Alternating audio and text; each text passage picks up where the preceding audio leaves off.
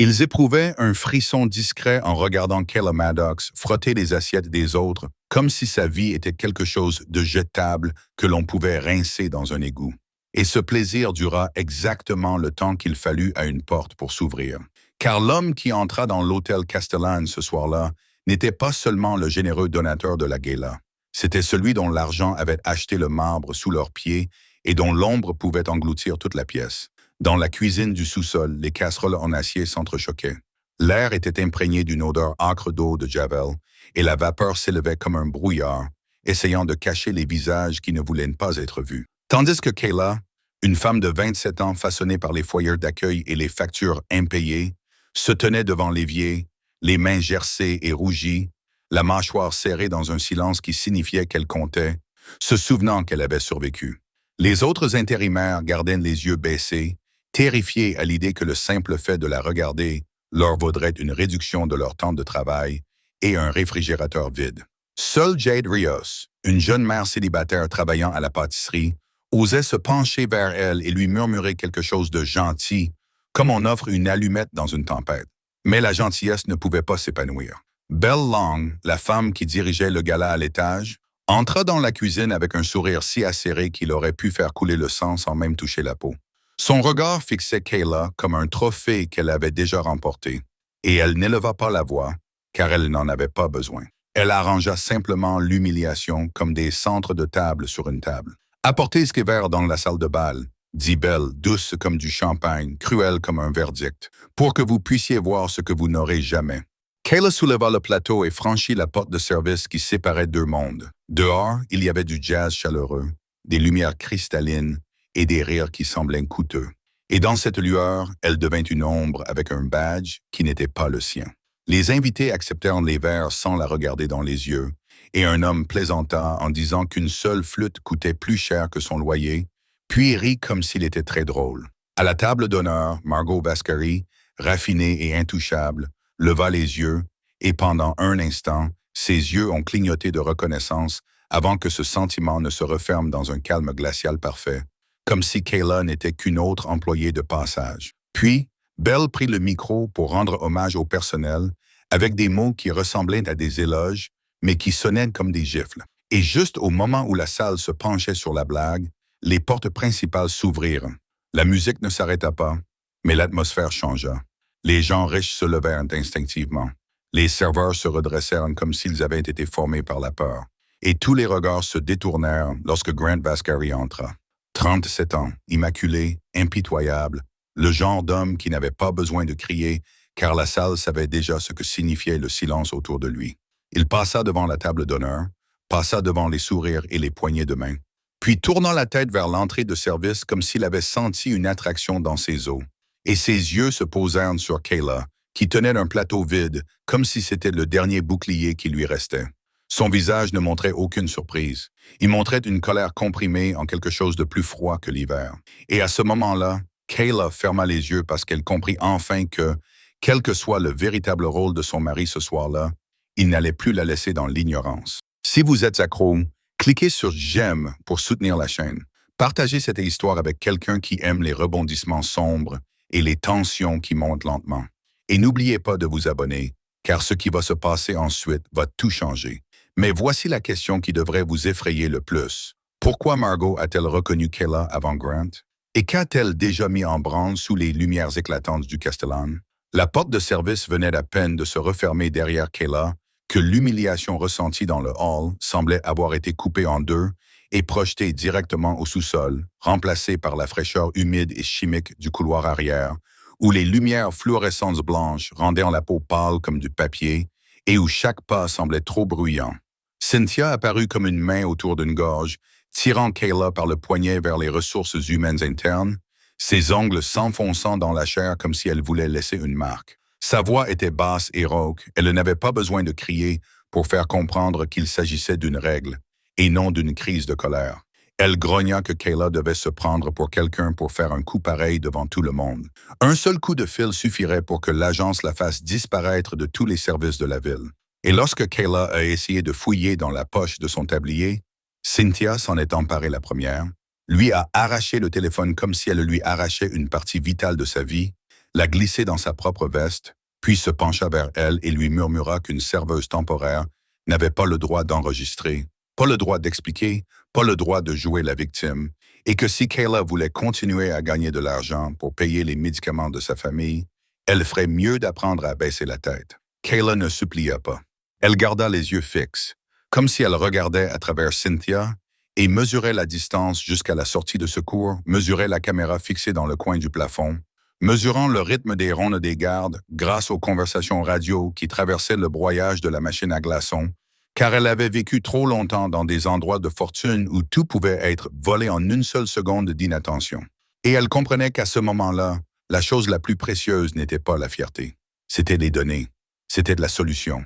C'était tout ce qu'elle pouvait garder dans sa tête quand ses mains étaient vides. Jade courut d'après eux, paniquée, ses chaussures de cuisine glissant sur le sol mouillé, essayant de s'interposer et de dire que Kayla n'avait fait que suivre les ordres en transportant le plateau, que c'était Belle qui l'avait poussé, que si quelqu'un méritait d'être blâmé, c'était la personne qui avait mis tout cela en scène.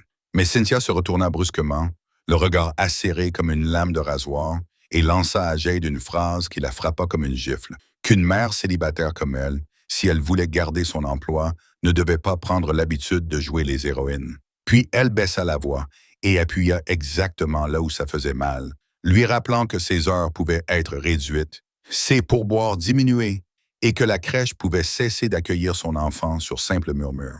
Jade pâlit et se tut, comme si on l'avait étranglé. Kayla vit ses épaules se mettre à trembler, petite et mince, comme un ticket de caisse déchiré. À cet instant, Kayla ravala sa rage brûlante, car elle savait que si Jade était écrasée à ce moment-là, elle perdrait la seule personne qui osait se tenir à ses côtés. Cynthia entraîna Kayla devant une rangée de portes métalliques qui ne s'ouvraient qu'avec des cartes magnétiques, devant les vestiaires, la lingerie, le local d'entretien. Et Kayla mémorisa chaque panneau, chaque poignée, chaque angle mort, où la caméra ne pouvait pas balayer parce qu'un conduit de ventilation bloquait sa vue. Elle vit également une porte peinte en gris sans plaque nominative, seulement équipée d'une serrure électronique et d'une petite vitre, sombre et terne comme un œil de poisson mort. Cynthia la plaça juste devant cette porte comme pour lui donner un avertissement, lui indiquant que seule la direction pouvait entrer dans cette zone. Et si Kayla pensait pouvoir s'échapper et inventer une histoire, elle ferait mieux de se rappeler que dans cet hôtel, chaque passage était surveillé et que chaque histoire pouvait être déformée pour servir les intérêts des personnes au pouvoir.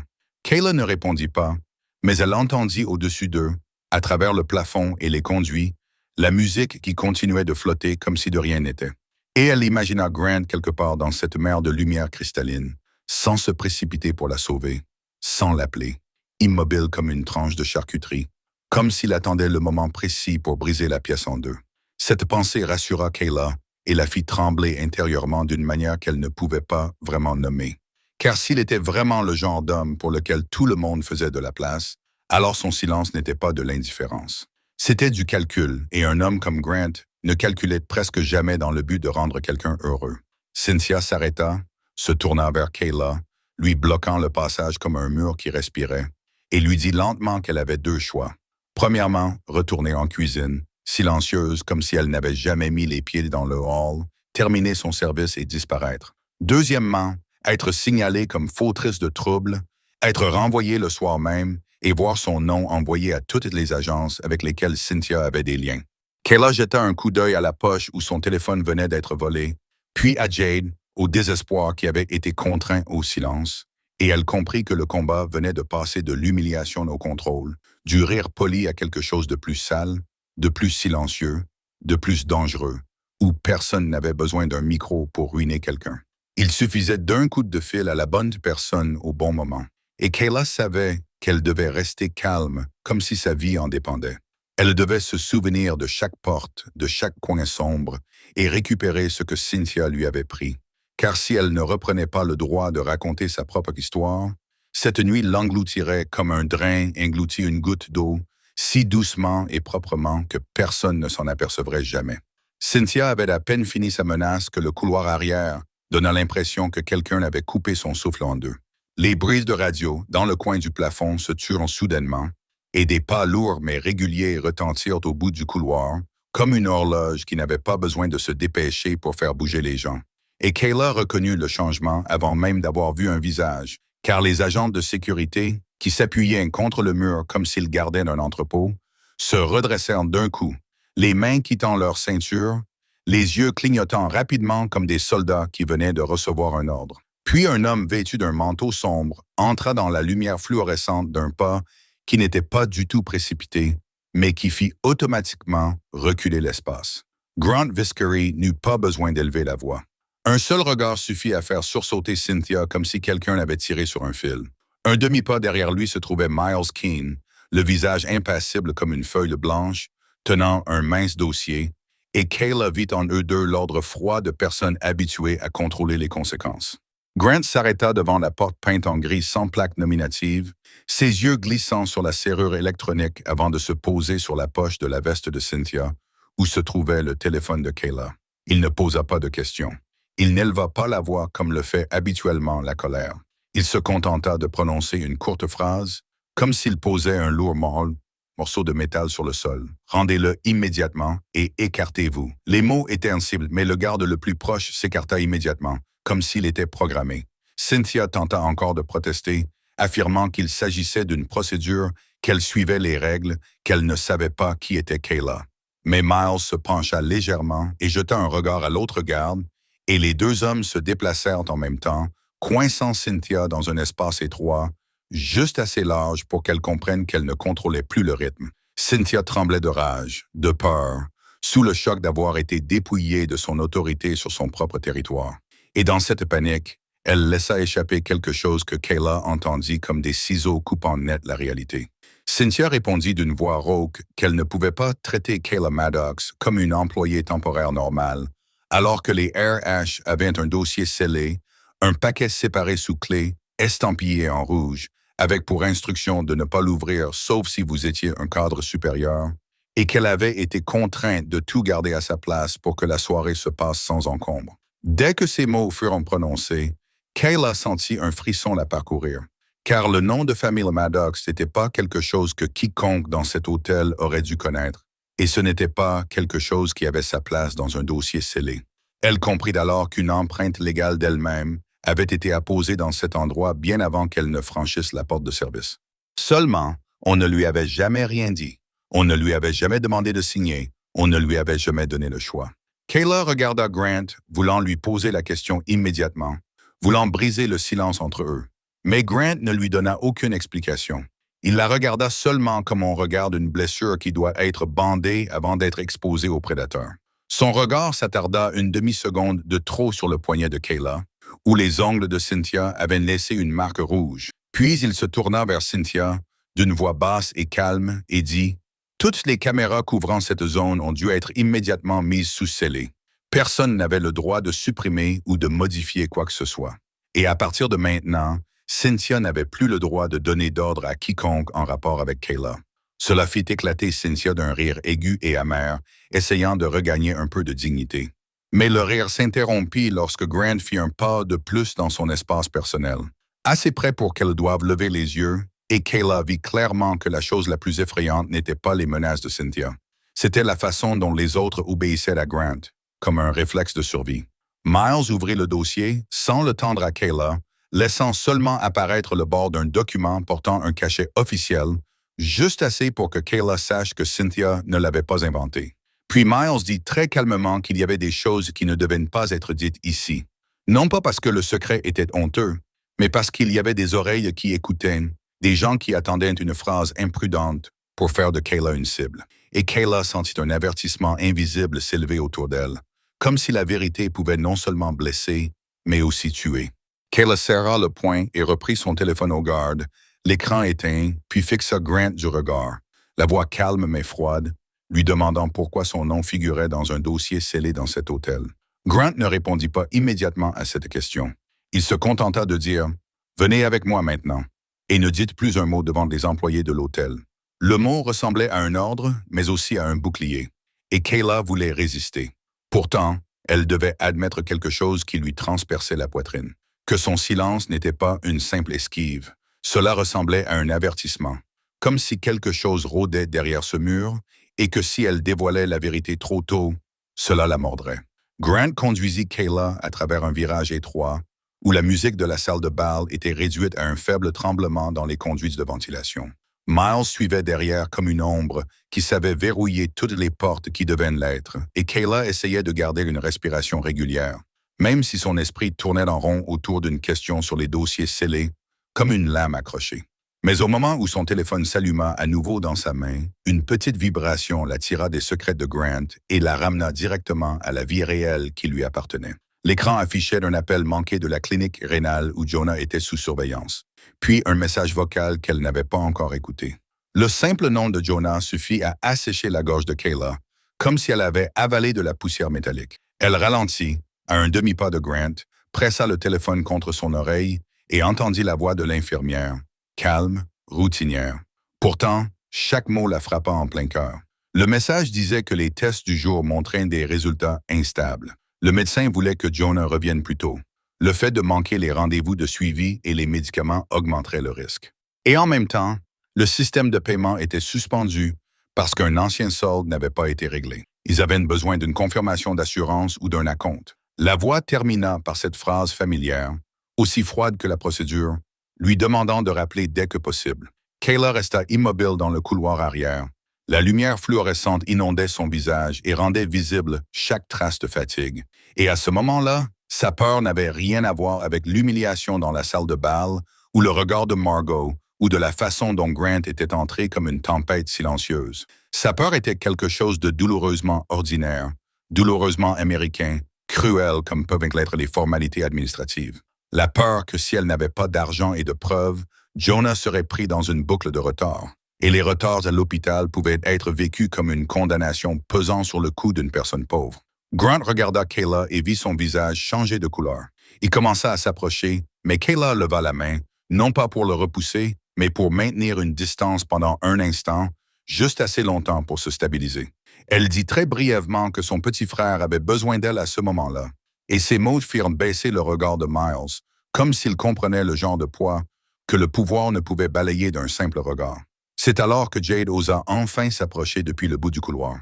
Elle avait suivi Kayla comme elle s'accrochait à une bouée de sauvetage. Ses yeux reflétaient de la peur de perdre son travail. Et quand elle vit Kayla écouter le message vocal, Jade comprit qu'il ne s'agissait pas d'une mise en scène. C'était une question de survie. Elle attira Kayla près du mur, là où la caméra ne pouvait pas tout filmer. Parlant vite mais à voix basse, elle expliqua que Cynthia ne se contentait pas d'intimider les gens. Elle détournait de l'argent. Les pourboires étaient conservés dans des enveloppes et répartis selon les souhaits de Cynthia. Quiconque posait des questions voyait ses heures réduites. Quiconque résistait était affecté aux pires horaires jusqu'à ce qu'il démissionne de lui-même. Et tout cela était caché derrière un registre des salaires et des feuilles de présence enfermées dans la salle des registres, un endroit que seuls les responsables pouvaient ouvrir avec une carte magnétique. Jade a dit qu'elle avait vu Cynthia modifier les heures juste avant que les données ne soient soumises. Une fois, elle avait entendu Cynthia se vanter que l'agence s'occuperait des fauteurs de troubles, ce qui signifiait qu'ils ne seraient plus jamais appelés pour travailler. Kayla écoutait chaque mot comme si elle écoutait un compte à rebours. Elle comprit alors que ce qui serrait la gorge de Jade était la même chose qui serrait celle de Jonah. Ce n'était pas seulement un tyran insignifiant, c'était tout un système qui savait utiliser la pauvreté comme une corde. Et si Kayla quittait cet endroit avec rien d'autre qu'une vague explication de Grant, alors demain, Cynthia serait toujours debout dans cette cuisine. Jade baisserait toujours la tête et Jonah serait toujours suspendu entre une facture et un rendez-vous. Kayla leva les yeux vers Grant et son regard n'était pas seulement blessé d'avoir été tenu dans l'ignorance. C'était une décision froide. Elle disait d'avoir besoin de preuves, non pas pour jouer les héroïnes, mais pour avoir un moyen de pression, car dans cette ville, les gens respectaient de la paperasse et le risque. Et si elle voulait protéger son frère et des gens comme Jade, elle devait détenir quelque chose qui leur ferait craindre de perdre plus qu'elle ne craignait d'être licenciée. Grant ne discuta pas. Il se contenta de regarder Miles comme pour lui signaler que le temps pressait. Puis il regarda Kayla comme s'il pesait le pour et le contre entre protection et contrôle. Finalement, il dit très doucement, « Ne risque pas ta vie. » Mais Kayla répondit, pas fort, mais avec une voix dure comme de l'acier, qu'elle avait risqué sa vie toute sa vie. Ce soir, elle voulait seulement la risquer au bon endroit. Puis elle remit son téléphone dans sa poche essuya rapidement le coin de son œil, comme pour effacer toute trace de faiblesse qu'elle n'avait pas le droit de montrer, se tourna vers Judd et lui dit de la conduire à la salle des registres de paye. Et tandis que la musique à l'étage continuait de flotter comme un mensonge raffiné, Kayla se mit en route avec le sentiment qu'elle ne choisissait plus entre la dignité et l'humiliation.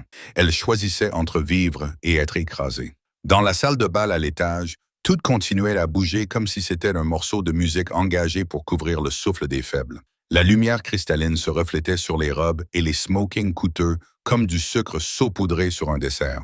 Et Margot Vascari se tenait au bord de la salle, ne restant jamais au centre de la foule plus longtemps que nécessaire, car les femmes comme elle n'avaient pas besoin d'attention. Elles devaient seulement contrôler ce qui allait retenir l'attention. Margot tenait une flûte de champagne, mais ne buvait presque pas. Elle utilisait son regard à la place de tout le reste, balayant les tables rondes où les gens riaient, discutaient de dons comme on discute du temps, regardait le personnel de service de haut, comme on regarde de haut un sous-sol étranger. Et à chaque regard, Margot voyait clairement ce qui la dérangeait le plus. Ce n'était pas que Kayla avait été ridiculisée. C'était le fait que Kayla était restée debout, qu'elle n'avait pas cédé, qu'elle n'avait pas supplié, comme si la pauvreté ne pouvait pas la forcer à s'incliner complètement. Margot jeta un coup d'œil vers la porte de service où Grant avait disparu de la pièce. Et le moment où il s'était détourné n'était pas pour courir après une fleur qui avait été piétinée. C'était pour protéger ce qui lui appartenait, à la manière d'un homme qui ne laissait jamais la foule le voir perdre le contrôle. Margot comprenait son fils mieux que quiconque. Plus Grant devenait silencieux, plus il était dangereux, moins il se dévoilait, plus il était prêt à détruire tout ce qui l'irritait. C'était exactement pour cette raison que Margot avait besoin que Kayla disparaisse de sa vie. Avant que Kayla ne devienne une faiblesse dont un ennemi pourrait tirer parti, et avant que Kayla ne devienne une ligne morale susceptible de changer la façon dont Grant utilisait son pouvoir, elle marcha lentement le long du couloir à côté de la scène, où la musique s'atténuait en fond sonore, et s'arrêta près d'un mur recouvert de fleurs blanches, comme si elle ne faisait que vérifier le programme. Puis elle pencha la tête et dit à Belle Long, qui se tenait près du bar, que la soirée avait suffi. La phrase était légère comme le vent, mais elle avait le poids d'un ordre. Belle eut un petit rire, le rire de quelqu'un qui avait l'habitude de rabaisser les autres pour se sentir plus grand. Elle commença à demander si Margot voulait qu'elle mette en scène une scène de plus. Mais Margot ne répondit pas directement. Elle dit seulement que Kayla était un risque, une erreur qui ne devait pas se prolonger, que l'héritage des Viscari ne pouvait être lié à une fille sortie du système d'adoption avec des dettes médicales et des histoires de pauvreté qui mettaient ce monde mal à l'aise, et que si Grant était attiré par cette douceur, tous les ennemis sentiraient le sang. Belle comprit instantanément. Elle n'avait pas besoin d'une longue explication, elle avait seulement besoin d'une permission, et la permission de Margot arrivait toujours sous sa forme la plus polie. Margot quitta Belle et se dirigea vers le couloir privé réservé aux invités de marque, où les agences de sécurité de l'hôtel lui firent un signe de tête respectueux. Elle traversa le couloir comme si elle en était la propriétaire, même si les documents administratifs indiquaient le contraire. Et lorsque les murs épais coupèrent de la musique, Margot sortit son téléphone. L'écran n'affichait aucun nom, seulement un numéro qu'elle n'avait pas enregistré. Elle composa le numéro, attendit exactement 3 sonneries, puis parla d'une voix si calme qu'on aurait dit qu'elle passait une commande, disant que l'entrée du service occidental serait ouverte pendant un court laps de temps, suffisamment long pour que ceux qui devaient entrer puissent le faire, suffisamment long pour que ceux qui devaient en sortir puissent le faire. Et elle voulait que tout soit propre, calme, sans laisser de traces dans la salle de bal, et pas de la presse. Elle ne voulait pas de la police de New York. Et elle voulait surtout éviter que les personnes qui traquaient Scandal aient l'occasion de transformer cette soirée en spectacle. À l'autre bout du fil, personne ne demanda le nom de Kayla. Personne ne demanda le but de sa visite.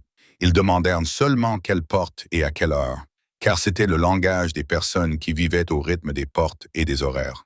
Margot répondit avec une précision qui donnait la chair de poule, disant qu'il y aurait un créneau lorsque l'équipe de service changerait de corps, lorsque Cynthia serait occupée à gérer la logistique et lorsque Grant serait encore en bas. Elle parlait comme si elle ne faisait que confirmer un emploi du temps. Mais derrière ces mots se cachait un calcul froid. Elle voulait une menace juste suffisante, non pas pour tuer, mais pour effrayer Kayla. Pour faire comprendre à Kayla que rester près de Grant signifiait que le monde la mordrait en premier. Pour faire reculer Kayla d'elle-même sans que Margot ait à se salir les mains.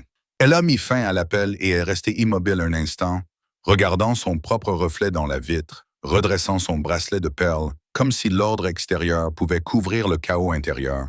Puis elle laisse retourner dans la salle de bal avec le sourire approprié, comme si elle venait de passer un coup de fil qui pourrait changer le cours de plusieurs vies humaines.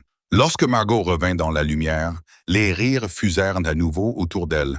Les salutations reprirent, et elle répondit avec une courtoisie raffinée. Alors qu'à l'intérieur, elle n'entendait qu'une seule chose, le bruit de l'héritage, le bruit du pouvoir qui insistait pour conserver sa forme. À l'autre bout de la pièce, Belle avait déjà commencé à se pencher vers quelques personnes, murmurant des propos suffisamment venimeux pour se répandre rapidement. Une histoire à propos d'une employée temporaire qui posait problème, à propos de quelqu'un qui essayait de gravir les échelons en semant la zizanie. Et Margot observait la scène comme on observe de l'encre noire se répandre dans l'eau. Elle ne l'arrêtait pas, car elle en avait besoin. Elle avait besoin que Kayla soit isolée, mise en doute, poussée dans un état où elle ne pouvait plus s'appuyer sur sa dignité, mais devait s'appuyer sur la peur. Margot leva le verre et laissa ses lèvres le toucher, sans encore boire. Et au moment où le jazz glissa dans la pièce comme une berceuse, elle pensa au regard que Grant avait jeté à la porte de service, pensa à son visage froid, et se dit qu'une fois Kayla disparue, tout reviendrait à sa place, comme une table de banquet réinstallée après qu'un serveur ait fait tomber un verre. Seulement, Margot ne réalisait pas que certains verres ne se brisaient pas en morceaux. Ils se brisaient dans son. Et ce son était assez fort pour réveiller un empire. Tandis qu'à l'étage, la musique continuait d'envelopper tout d'une douce couche de sucre pour masquer l'odeur du fer.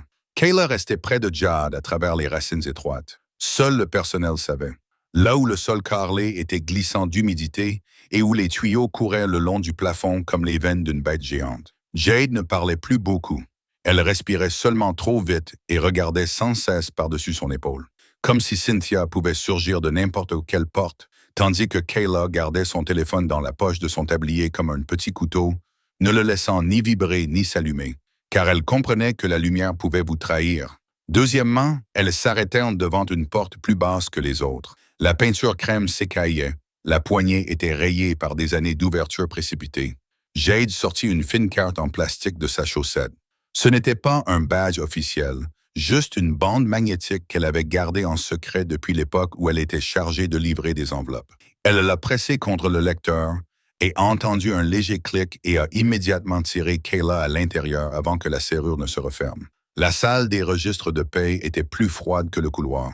La climatisation fonctionnait sans discontinuer dans un sifflement discret, et l'odeur du vieux papier, de l'encre d'imprimante et du souffle poussiéreux des chiffres enfouis depuis trop longtemps s'éleva dans la lumière.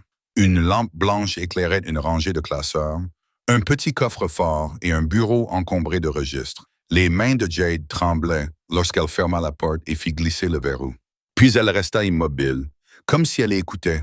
Et ce n'est que lorsqu'elle n'entendit plus aucun bruit de pas qu'elle murmura que Cynthia venait d'ici chaque semaine, modifiait les heures avant de les soumettre au système, gardait les pourboires et les enveloppes et les répartissait en fonction des notes d'attitude. Et tous ceux qui posaient trop de questions voyaient leur nom inscrit sur la liste des suppressions de corps. Kayla se dirigea vers le bureau, ouvrit le tiroir du haut et trouva un épais registre des heures travaillées. Des lignes de noms et d'horaires remplissaient les pages, avec une marque rouge à côté. Elle le feuilleta rapidement, avec l'instinct de quelqu'un qui avait déjà lu des contrats, ses yeux s'arrêtant sur les passages rayés, les totaux d'heures modifiés d'une autre main, les symboles étranges comme des étoiles et des barres obliques, et dans les marges, de courtes notes aussi froides que des verdicts. Pas bon, réduction des heures, parle trop, licencié, renvoyé à l'agence. Jade désigna son propre nom, un bloc d'heures réduit de manière absurde, même si elle se souvenait avoir travaillé tard ce jour-là, puis désigna un homme plus âgé dans la zone de lavage des vitres, dont les heures avaient été réduites juste après qu'il ait demandé un congé pour aller chez le médecin. Kayla sentit son cœur se serrer. Non pas parce qu'elle était surprise, mais parce que la cruauté était ici écrite à l'encre, nette et légalisée. Kayla sortit son téléphone, activa le mode silencieux et photographia chaque page avec les modifications, chaque ligne avec la vengeance dans les marges, puis tira vers elle un mince dossier agrafé. Au-dessus se trouvait un résumé hebdomadaire des pourboires, des colonnes de chiffres qui auraient dû correspondre au rapport de pause. Mais ici, il y avait d'étranges lacunes, des déductions sans raison et une ligne manuscrite qui disait « Retenu pour la direction ». Kayla l'a photographié, puis a regardé Jade et l'a vue se mordre la lèvre jusqu'à ce qu'elle devienne blanche, comme si elle avait peur d'avoir commis un crime sans retour. Kayla lui murmura que ce n'était pas un crime, c'était une preuve. Elle continua, ouvrant un deuxième tiroir de l'armoire où étaient rangées les factures des fournisseurs de la gala. Du papier épais, des en-têtes élégants, des signatures, des tampons, tout semblait aussi légitime qu'une prière. Mais dès que Kayla feuilleta quelques feuilles, elle vit des numéros de contrat qui ne correspondaient pas. Il y avait des factures pour des fleurs fraîches et des services de transport frigorifique, mais le total était divisé en plusieurs petits montants, comme si quelqu'un essayait de rester en dessous d'un seuil de contrôle, et à l'intérieur se trouvait un calendrier de livraison. Pas de logo, seulement des heures et des étiquettes codées.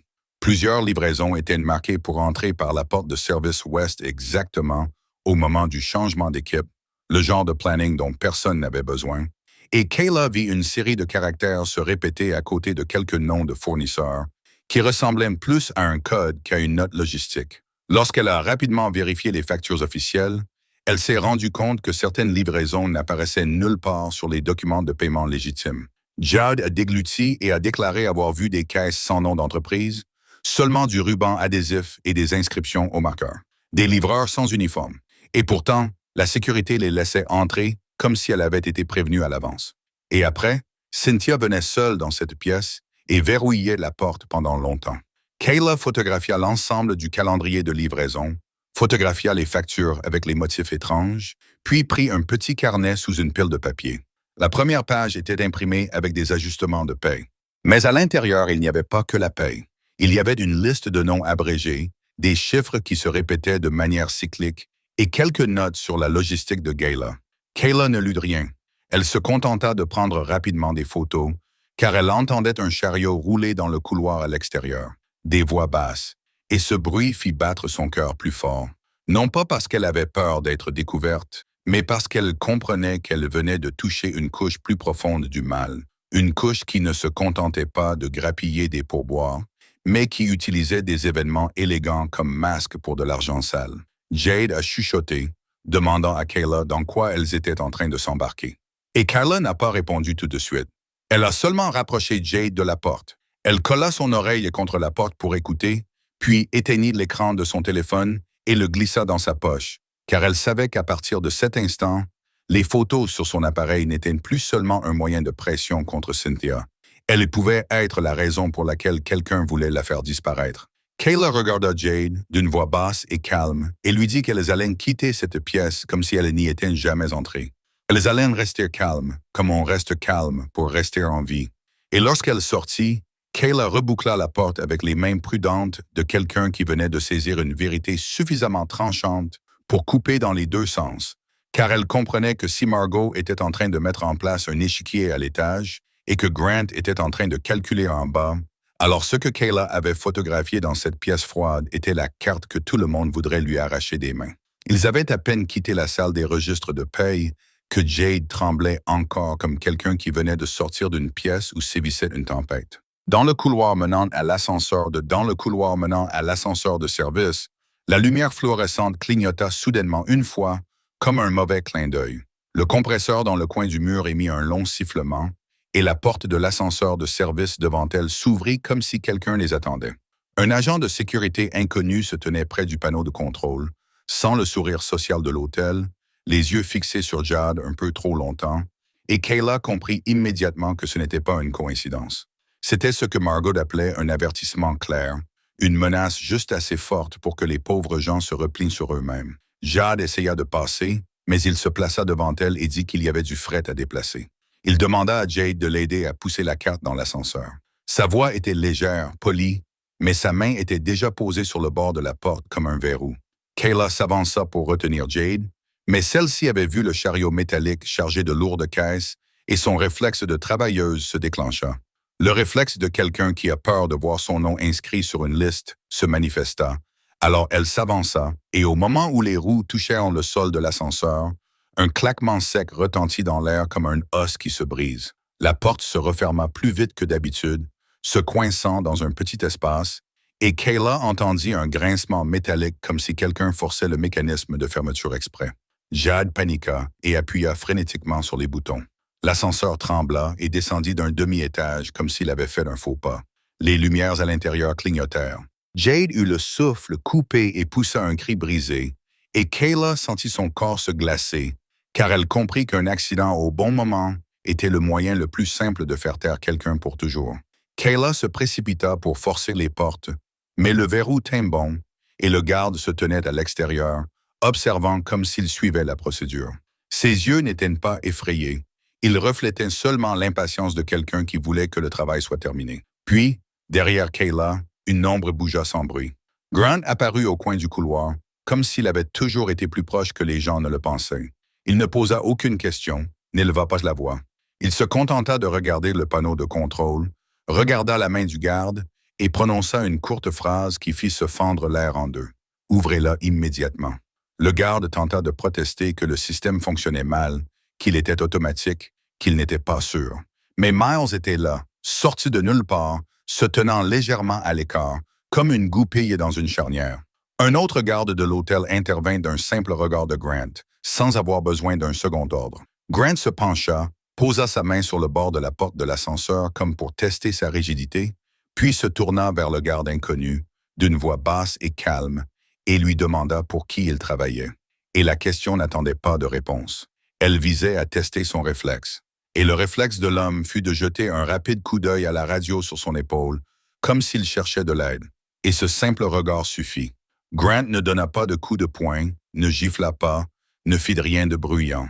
Il s'approcha, accrocha 2 doigts autour du cordon de la radio, l'arracha d'un mouvement net, puis plaqua l'homme contre le mur avec juste assez de force pour l'empêcher de respirer profondément.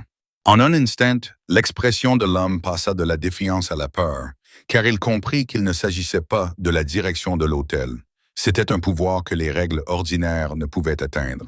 Grant pencha la tête et parla si doucement que personne d'autre que cet homme ne pouvait l'entendre. Pourtant, Kayla vit le visage de l'homme pâlir comme si un secret venait d'être révélé. Puis Grant le lâcha, fit signe à ses hommes de le retenir pendant que Miles s'accroupissait devant le panneau de contrôle et ouvrait le capot technique à l'aide d'un petit outil, comme s'il était venu préparer. Après quelques mouvements rapides, les portes de l'ascenseur s'ouvrirent enfin. Jade faillit s'effondrer lorsque la cabine s'arrêta. Kayla lui saisit la main et la tira dehors. Elle vit la peau écorchée du poignet de Jade. Elle vit son visage pâle comme du papier. Ses yeux étaient trop grands, comme si la mort l'avait frôlé de si près qu'elle en avait senti le souffle. Grant n'embrassa personne. Il ne réconforta personne. Il lança une serviette propre à Kayla, ordonna que Jade soit emmenée à l'hôpital et demanda à ses hommes de vérifier toute la ligne d'ascenseur de service. Son ton était calme, comme s'il s'agissait d'une simple fuite d'eau. Et c'est ce calme qui fit vraiment trembler Kayla, car ce n'était pas de l'indifférence, c'était d'une habitude. Kayla regarda Grant et pour la première fois, elle vit la distance qui séparait l'homme qu'elle appelait son mari et le monde auquel il appartenait. Un monde où la violence n'avait pas besoin de coups de feu ni de scène. Elle se manifestait dans la façon dont il mesurait un regard, dans la façon dont il coupait une ligne de communication, dans la façon dont il contrôlait un corps avec exactement la force nécessaire pour mettre fin à quelque chose proprement. Et Kayla comprit que les bureaux, les œuvres caritatives, les costumes coûteux n'étaient que la surface. Et sous eux se trouvait un système qui fonctionnait sur la peur et la précision, où un accident pouvait être commandé comme on commande un verre. Jade haletait, s'agrippant à la main de Kayla comme à une planche dans un courant rapide, et Kayla la serra contre elle, la protégeant et la retenant à la fois, tandis que Grant se détournait rapidement pour parler de Miles, et Kayla entendit dans sa voix un mot qu'il n'avait pas prononcé, mais tout le couloir comprit qu'à partir de cet instant, ce n'était plus une affaire interne à l'hôtel. C'était la guerre sous le tapis. Jade fut emmenée par les hommes de Grant vers l'infirmerie interne, ses pas toujours décalés, comme si la glissade dans l'ascenseur de service vibrait encore dans ses os. Kayla la suivit sur quelques pas, puis Miles l'arrêta d'un léger mouvement de tête. Pas brutalement, mais de manière définitive, comme pour lui rappeler qu'elle ne devait pas s'approcher trop près d'un point chaud pour le moment. Grant avait pris un autre chemin pour parler à son équipe, et Kayla resta au milieu d'un couloir transversal où des panneaux suspendus indiquaient les services et le local de stockage du linge. Ce n'était pas sous l'autorité de la salle de bal, mais ce n'était pas non plus tout à fait les cuisines. Une zone neutre, froide comme un couloir d'hôpital, où tout pouvait être entendu sans que personne ne soit taxé d'espion. Elle venait d'ouvrir son téléphone pour rappeler la clinique au sujet de Jonah lorsqu'une silhouette sortit d'un angle aveugle, comme si elle l'attendait. Elle ne portait pas l'uniforme de l'hôtel et n'avait pas l'air de quelqu'un qui se faufilait. C'était simplement une femme d'âge moyen, les cheveux relevés en un chignon soigné, vêtue d'un manteau sombre, les yeux vifs et alertes comme des aiguilles, bloquant Kayla juste assez pour qu'elle ne puisse pas passer, mais sans la plaquer contre le mur. Sa voix était basse, posée, sans mots superflus. « Kayla Maddox, c'est bien ça? » Elle prononça le nom de Kayla de la même manière que Cynthia, mais différemment, car il n'y avait aucun mépris dans sa voix. Elle avait l'assurance de quelqu'un qui avait lu un dossier. Kayla serra son téléphone plus fort, son instinct lui dictant de reculer. Mais la femme leva la main et brandit un badge d'identification juste assez longtemps pour que Kayla puisse lire le mot « fédéral » avant qu'il ne disparaisse à nouveau. Elle s'est ensuite présentée comme Simon Park et a déclaré que cette conversation ne devait pas être entendue par l'hôtel ni par le mari de Kayla, du moins pas encore. Kayla a entendu le mot « mari » et son cœur s'est serré. Car si cette femme pouvait appeler Grant son mari, cela signifiait qu'il savait, et pas seulement le nom, mais aussi la structure qui se cachait derrière. Park observa Kayla comme on observe quelqu'un qui se tient au bord d'une falaise et déclara qu'ils enquêtaient sur un réseau de blanchiment d'argent et de crimes organisés utilisant l'industrie hôtelière haut de gamme. Événements caritatifs, contrats avec des fournisseurs, livraison par les portes de service, factures fractionnées. Ses empreintes étaient familières, et le Castellan n'était qu'un maillon d'une longue chaîne qu'il suivait depuis assez longtemps pour savoir que rien ici n'était accidentel. Kayla ne répondit pas tout de suite. Elle essaya de ne rien laisser paraître sur son visage, mais Park avait déjà vu le changement dans ses yeux lorsque les livraisons avaient été mentionnées. Park continua en disant que Kayla venait d'être dans la salle des registres de paye. Exact. Un frisson parcourut l'échine de Kayla, car cela n'aurait dû être connu que d'elle et de Jade. Mais en Amérique, les caméras et les données étaient toujours du côté de ceux qui y avaient accès. Kayla dit que si Park était là pour la menacer, elle avait choisi la mauvaise personne. Kayla n'était pas là pour jouer au jeu d'espionnage. Elle était là parce que des gens volaient des salaires et parce que son petit frère avait besoin d'un traitement. Park ne sourit pas. Elle hocha seulement la tête une fois, très légèrement, et dit qu'elle la croyait parce que les gens ne prenaient généralement pas de risques une nuit comme celle-ci, à moins d'être acculés. Puis Park a dit clairement que ce qui venait d'arriver à Jade n'était pas un accident, et que si Kayla continuait à détenir des preuves sans les protéger, le prochain accident ne se limiterait pas à une égratignure. Kayla a écouté, et soudain, la vérité a semblé avoir une odeur. L'odeur de ce couloir, l'air froid et le métal, l'odeur du pouvoir qui n'avait pas besoin d'armure pour faire reculer les gens. Elle a regardé Park droit dans les yeux et a dit « Si Park voulait qu'elle soit informatrice, elle pouvait oublier. » Kayla ne voulait pas que Jonah grandisse dans la peur, et elle ne voulait pas que Jade devienne un appât dans une guerre entre hommes puissants. Park répondit qu'elle n'avait pas besoin d'un pion. Elle avait besoin de quelqu'un qui savait dire non, car les gens qui savaient dire non survivaient souvent plus longtemps dans des cas comme celui-ci. Mais elle n'enjoliva pas les choses. Elle dit que la vérité avait un prix, et que ce prix était généralement payé en sang ou en prison, et que Kayla devrait choisir comment le payer. Kayla dit qu'elle avait une condition.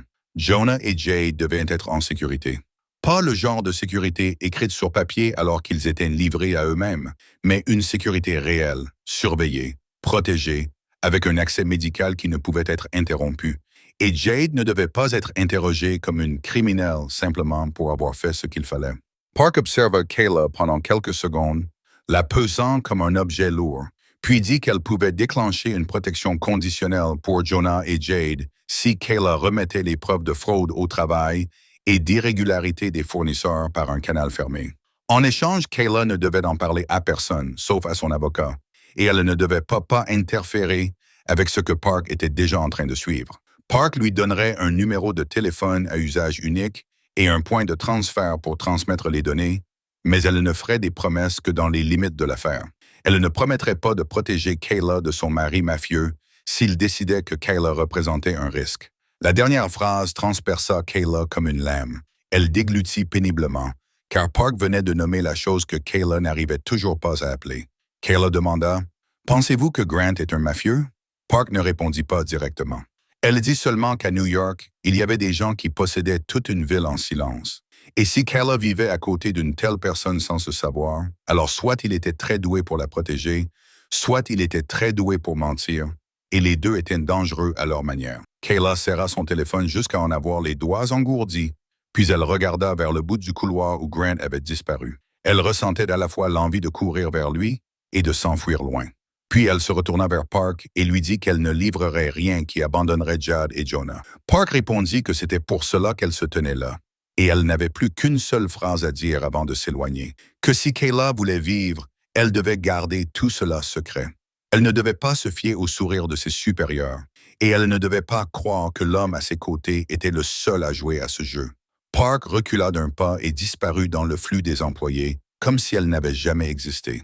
Laissant Kayla seule avec son téléphone dans la main, et un accord aussi étroit qu'une lame, assez tranchant pour couper une corde, assez tranchant pour faire couler le sang. Kayla avait à peine réussi à reprendre son souffle pour s'empêcher de trembler. Lorsque Miles apparut au bout du couloir, comme un point final à une conversation aléatoire, il ne lui demanda pas qui elle venait de rencontrer. Il se contenta de lui dire calmement que Grant voulait la voir immédiatement, puis la guida à travers des portes d'escalier privées qui ne s'ouvraient qu'avec une carte-clé, jusqu'à un étage où la musique Gayla ne pouvait pas atteindre, où une épaisse moquette étouffait les bruits de pas, et où l'éclairage prenait une teinte jaune chaude qui semblait artificielle, comme une pièce conçue pour faire oublier aux gens qu'il y avait une tempête dehors. La suite de Grant se trouvait derrière une porte en bois sombre. À l'intérieur, tout était propre au point d'en être froid. Une légère odeur de bois et d'eau de Cologne pour hommes flottait dans l'air. Les fenêtres donnaient sur Midtown, comme un tableau de lumière qui ne dormait jamais. Et le calme lui-même faisait battre le cœur de Kayla plus fort, comme si le silence était une nouvelle forme de torture. Grant se tenait à côté d'un bar qui n'avait pas été ouvert. Il avait retiré sa veste, retroussé les manches de sa chemise, et ses tendons étaient visibles à ses poignets, comme des fils d'acier. Il ne se retourna pas tout de suite. Il se contenta de dire que Jade était en sécurité et que quelqu'un l'emmenait pour la faire examiner. Puis il regarda Kayla et ses yeux étaient toujours froids, mais pas du froid de la salle de bal. C'était le froid d'un homme qui essayait de contrôler son instinct de protection en utilisant la discipline. Kayla ne s'assit pas. Elle resta debout à distance, juste assez loin pour que son odeur ne puisse pas l'attirer vers lui. D'une voix basse et sèche, elle lui demanda directement où se trouvait le dossier scellé portant son nom au château. Elle lui demanda pourquoi sa mère la regardait comme si elle la connaissait déjà. Elle lui demanda comment les gens pouvaient prononcer son nom comme s'ils lisaient un index et, surtout, elle lui demanda ce qu'il cachait dans ce mariage. Grant ne répondit pas immédiatement. Il regarda par la fenêtre pendant un instant, comme s'il évaluait ce qui la tuerait le plus rapidement, la vérité ou son absence. Puis il a dit qu'il y avait des choses qui étaient plus sûres si moins de gens les connaissaient et qu'il l'avait faites pour la protéger. Kayla a laissé échapper un rire sec. Non pas parce que c'était drôle, mais parce que c'était ce que les gens disaient toujours juste avant de vous rendre aveugle dans votre propre vie. Elle a dit que la protection n'incluait pas le droit de la maintenir dans l'ignorance. Et s'il voulait qu'elle reste à ses côtés, il devait accepter une chose simple. Elle avait besoin de limites applicables, pas de promesses. Grant fit un pas vers elle, mais Kayla leva la main et l'arrêta comme on arrête une vague. Elle énonça clairement chaque condition, comme si elle lisait un contrat qu'elle avait rédigé à partir de ses factures médicales et de ses nuits blanches dans le Queens. Elle avait besoin d'un compte séparé à son nom, d'argent qui lui appartenait. Personne ne devait pouvoir le contrôler ou le retracer d'une manière qui pourrait la retenir. Elle avait besoin d'un document écrit confirmant son droit de partir à tout moment, sans condition, sans représailles, sans utiliser Jonah ou Jade comme moyen de pression. Et elle avait besoin d'une sécurité médicale pour Jonah. Les rendez-vous de suivi, les médicaments, les acomptes, tout devait être traité comme un engagement spécifique et non comme une faveur. Grant écouta sans l'interrompre. Son expression ne changea pas beaucoup, mais Kayla vit quelque chose d'étrange, comme s'il n'était pas surpris, comme s'il attendait ce moment depuis longtemps.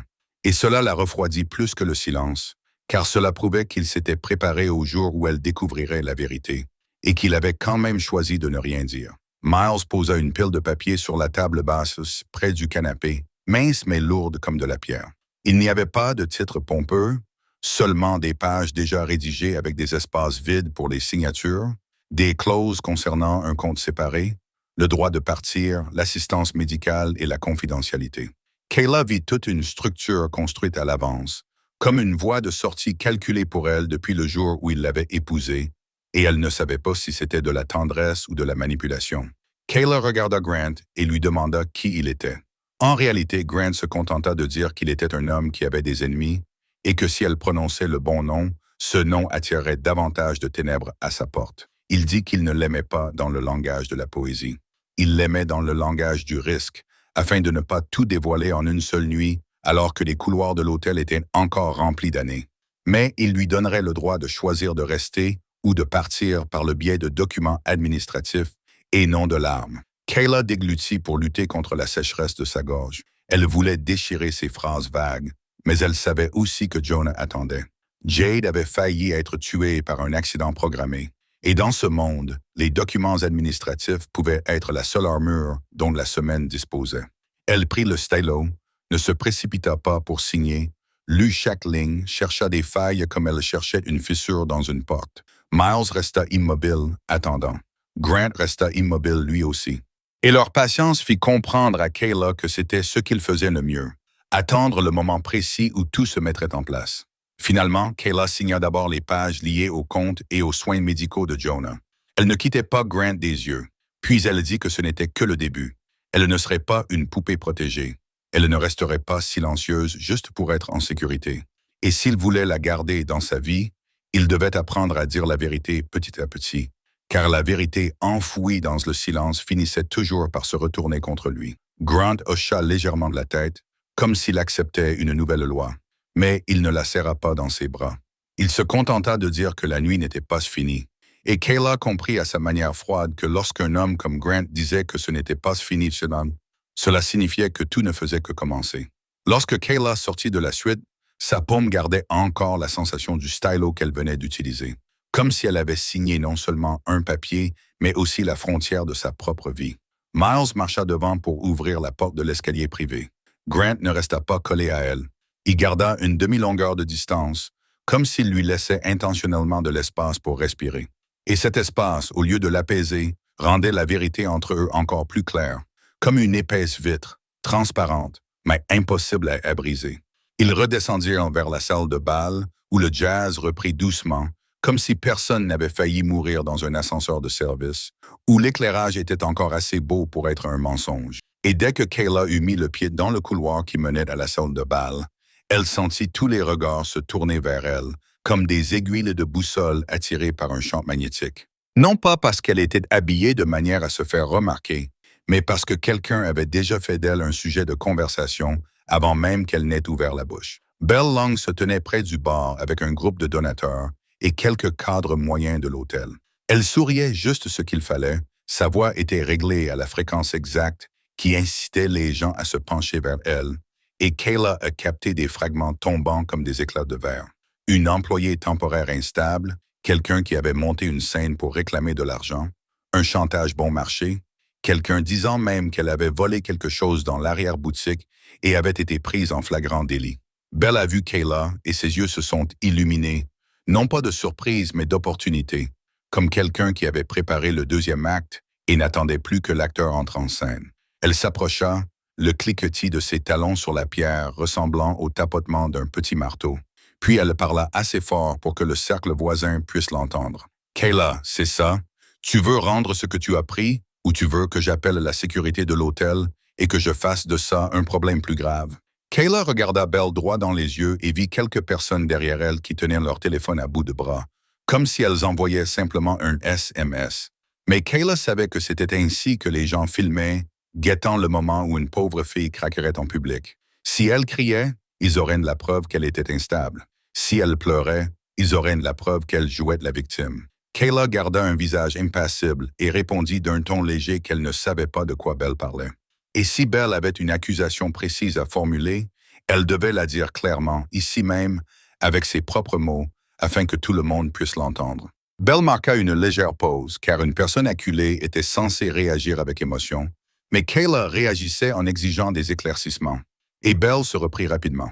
Elle sourit et dit que Kayla s'était introduite dans une zone réglementée, avait tenté d'accéder à des fichiers internes, avait essayé de voler des informations pour faire pression sur l'hôtel et exiger une somme d'argent en échange de son silence, et qu'elle avait des témoins. Elle a même dit que Kayla avait menacé de créer un scandale si elle n'était pas payée. Sa voix était douce comme du miel, mais chaque mot était un crochet. Kayla n'a pas répondu d'un ton plus élevé. Elle a seulement demandé à nouveau. « Vous dites que j'ai essayé de prendre des informations. Quelles informations? Et à qui ai-je demandé de l'argent? À vous ou à l'hôtel? Dites-le clairement. » Belle s'est approchée, essayant d'entraîner Kayla dans le coin sombre de l'émotion, et lui a murmuré qu'elle connaissait bien les gens comme Kayla. Elle connaissait les gens qui venaient du Queens avec des factures à payer et des rêves insignifiants, et qui devaient rester à leur place.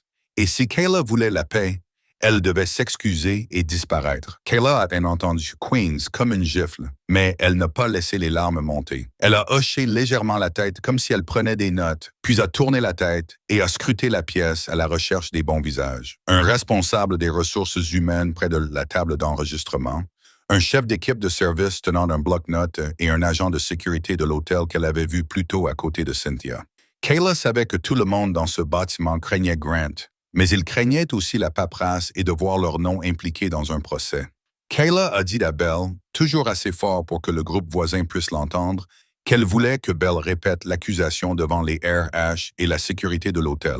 Parce que si Belle croyait vraiment que Kayla avait volé ou fait du chantage, alors Belle devait immédiatement remplir un rapport d'incident et non pas répandre des rumeurs au bar. Belle esquissa un petit sourire et dit que Kayla essayait de détourner l'attention, que Kayla jouait la comédie.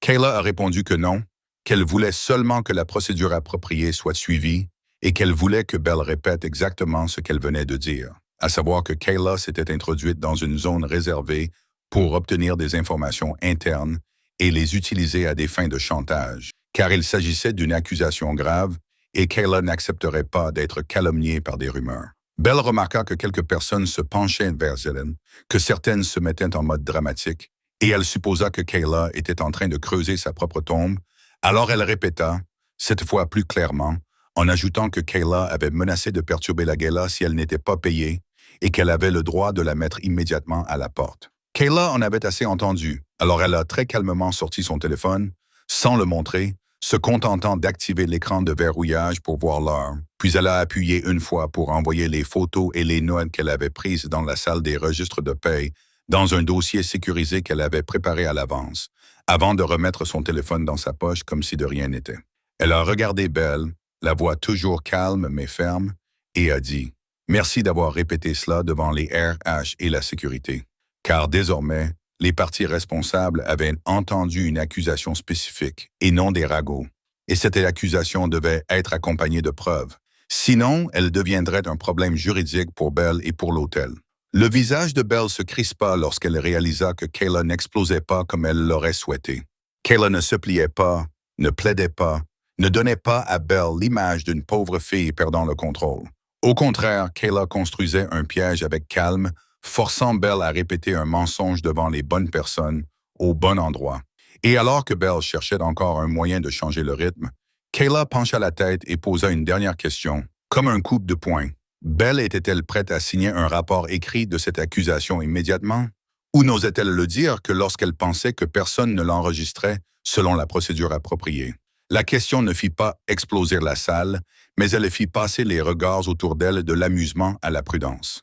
Car à New York, les gens pouvaient rire de l'humiliation d'autrui, mais ils se taisaient dès qu'ils entendaient le mot « procès ». L'air autour du bar avait changé d'odeur. Ce n'était plus celle du champagne et du parfum. C'était l'odeur d'un problème sur le point d'être révélé au grand jour. Quelques personnes commencèrent à reculer d'un demi-pas, comme si elles avaient peur d'être éclaboussées.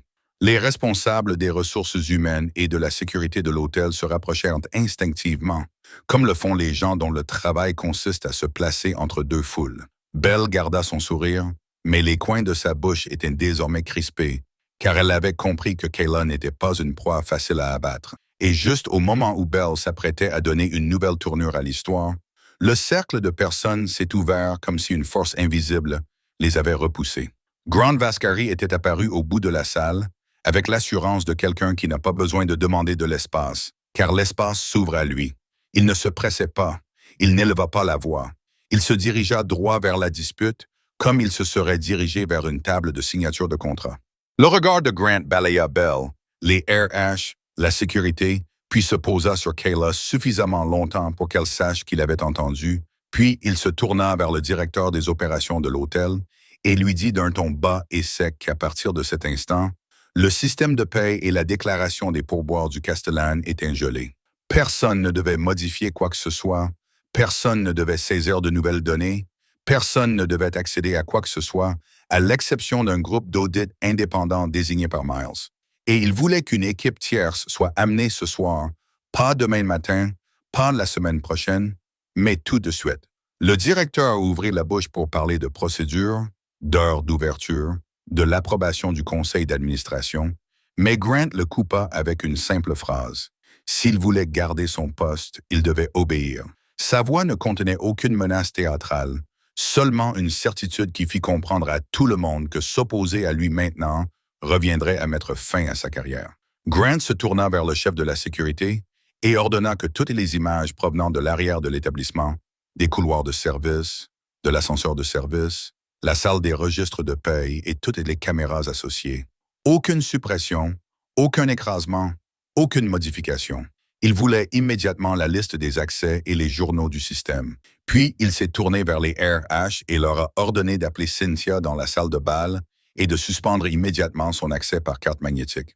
Le nom de Cynthia a résonné comme un verre tombant sur de la pierre. Quelques personnes ont sursauté. D'autres se sont immédiatement regardées.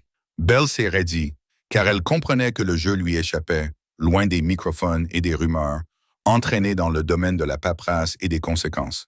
En quelques minutes, Cynthia fut amenée comme si quelqu'un l'avait tirée de sa cachette, le visage pâle, mais essayant toujours de rester forte. Elle regarda Kayla comme si elle voulait la tuer du regard, puis regarda Grant comme si elle cherchait une protection grâce à son pouvoir, mais Grant ne lui donna aucune ouverture. Il déclara que Cynthia était immédiatement suspendue pour avoir enfreint la procédure et interféré illégalement avec les données des ressources humaines. Son badge d'accès serait confisqué. Toutes les communications avec l'agence de recrutement seraient gérées par le conseiller juridique. Et si Cynthia avait quelque chose à dire, elle pourrait le dire à un avocat, pas ici. Cynthia s'écria que c'était un malentendu, que Kayla était une fautrice de trouble, que Belle pouvait le confirmer. Mais Grant ne regarda pas Belle. Il fixa Cynthia du regard et dit qu'il n'a pas besoin d'histoire. Il avait besoin de registres et de preuves. À ce moment-là, toute la salle comprit que le pouvoir de Grant ne résidait pas dans sa capacité à faire peur aux gens. Il résidait dans sa capacité à transformer la peur en procédure et la procédure en sanction légale, d'une manière si claire que personne n'osait y toucher. Quelques personnes se mirent à applaudir par habitude, par réflexe, comme le fait une foule lorsqu'elle assiste à une démonstration de leadership.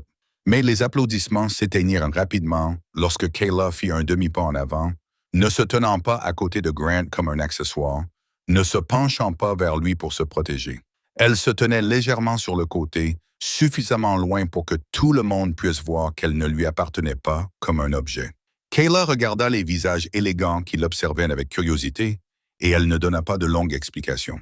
Elle dit simplement ce qu'ils essayaient toujours d'ignorer, que certaines personnes travaillant ici vivaient au jour le jour, à la petite semaine, qu'une réduction d'horaire pouvait signifier que le loyer ne serait pas payé, qu'un pourboire refusé pouvait représenter l'argent du lait, de la crèche, des médicaments. Et elle parla de Jade sans donner tous les détails, se contentant de dire que quelqu'un avait failli être blessé ce soir près de l'ascenseur de service par ce qui semblait être un accident. Et ce genre de choses ne faisait que s'aggraver lorsqu'un système permettait aux forts d'écraser les faibles sans être vus. Elle ne demandait pas de pitié.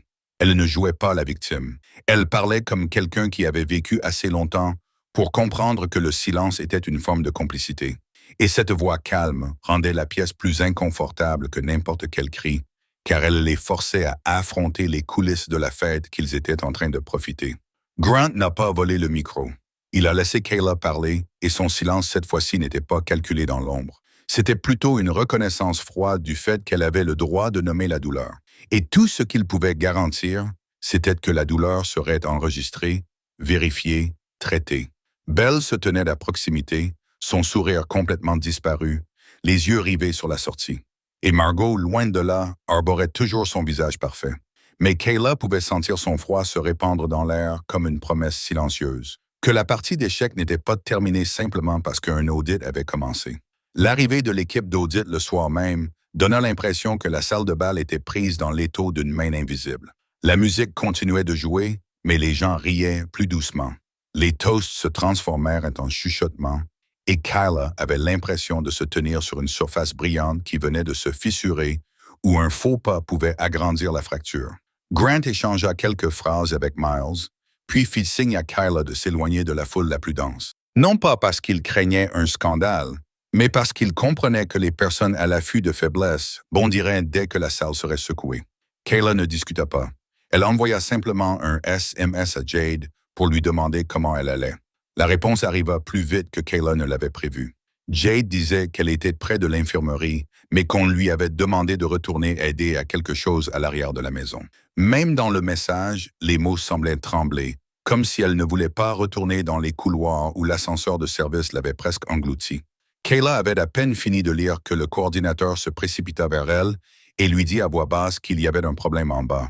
Ils avaient besoin de quelqu'un en lien avec la paix et les ressources humaines pour confirmer certaines choses. La demande semblait raisonnable, formulée dans un langage procédural approprié, mais Kayla sentit son nuque se glacer, car la procédure était le masque le plus facile à utiliser pour entraîner quelqu'un dans un endroit caché.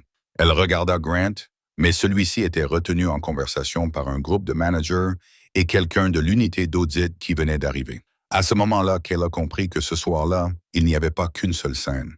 Il y avait des scènes sous le sol. Elle décida d'y aller elle-même. Non pas parce qu'elle voulait être imprudente, mais parce que Jade était là-bas. Et si Jade était entraînée dans un autre piège, alors toutes les preuves que Kayla détenait perdraient leur sens. Miles commença à la suivre, mais Grant l'arrêta d'un regard, comme s'il lui ordonnait de rester à l'étage. Puis Grant regarda Kayla et lui dit brièvement qu'elle devait accompagner l'un de ses gardes. Kayla acquiesça. Elle ne le remercia pas, elle se contenta de bouger. Ils descendirent par l'escalier de service, et plus ils descendaient, plus le jazz se dissolvait en un bourdonnement sourd, remplacé par le bruit des machines. De l'eau circulant dans des tuyaux, de l'air humide et du métal. Kayla remarqua que la porte peinte en gris que Cynthia avait bloquée était désormais grande ouverte, comme si quelqu'un avait oublié de la fermer à clé, comme si un accès de service avait été laissé ouvert au moment précis où tout le monde à l'étage était distrait par l'audit. Le garde qui accompagnait Kayla hésita, balayant rapidement les lieux du regard. Mais avant qu'il n'ait pu donner le signal de battre en retraite, un chariot à linge roula à l'autre bout du couloir. La personne qui le poussait portait une casquette de baseball à visière basse et n'avait pas d'uniforme d'hôtel. Les roues roulaient sans bruit, comme si elles avaient été graissées, et derrière le chariot se trouvait une caisse sans étiquette, enveloppée dans un film noir exactement du type décrit par Jade.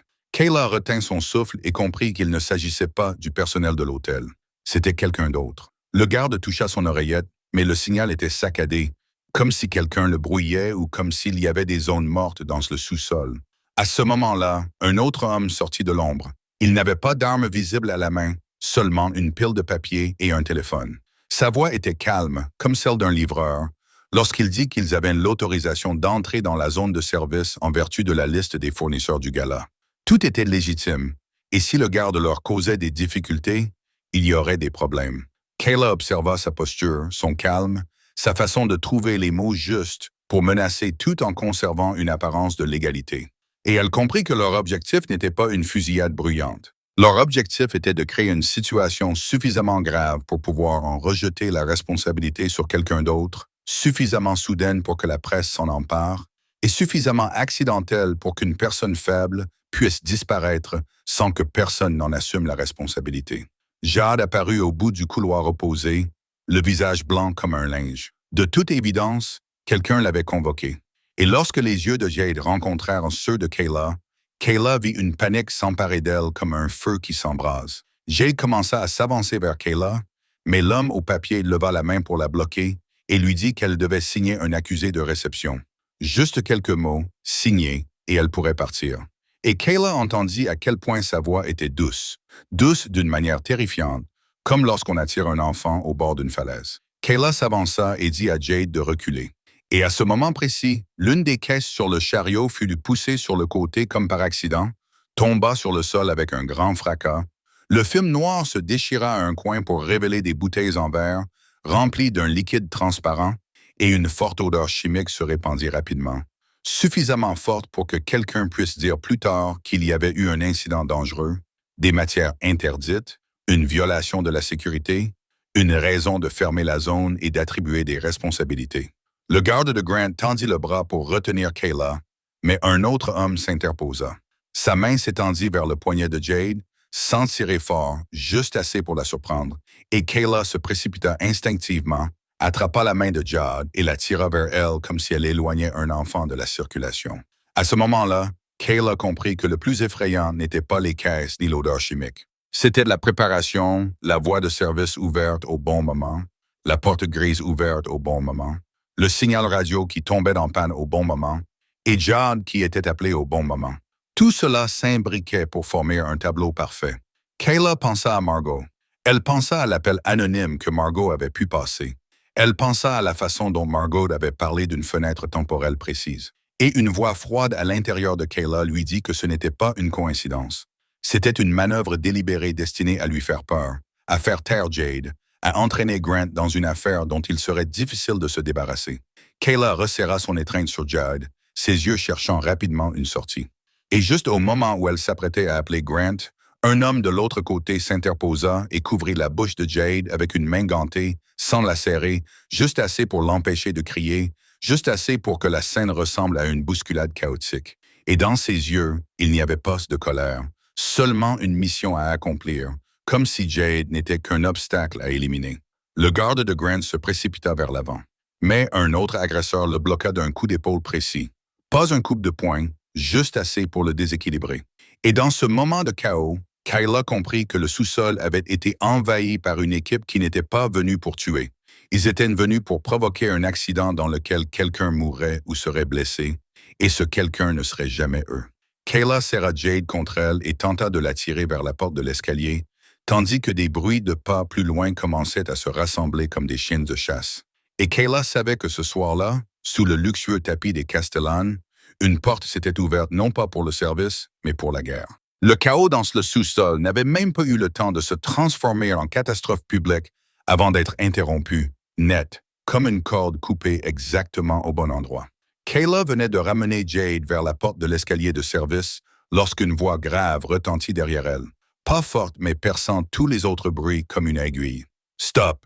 Ce simple mot suffit à faire hésiter les hommes qui se rapprochaient pendant une fraction de seconde, comme des chiens de chasse reconnaissant le claquement d'un fouet familier. Grant apparut à l'entrée du couloir sombre, sans veste, sans ostentation, seulement quelques mètres derrière lui et deux autres hommes que Kayla n'avait jamais vus à l'hôtel.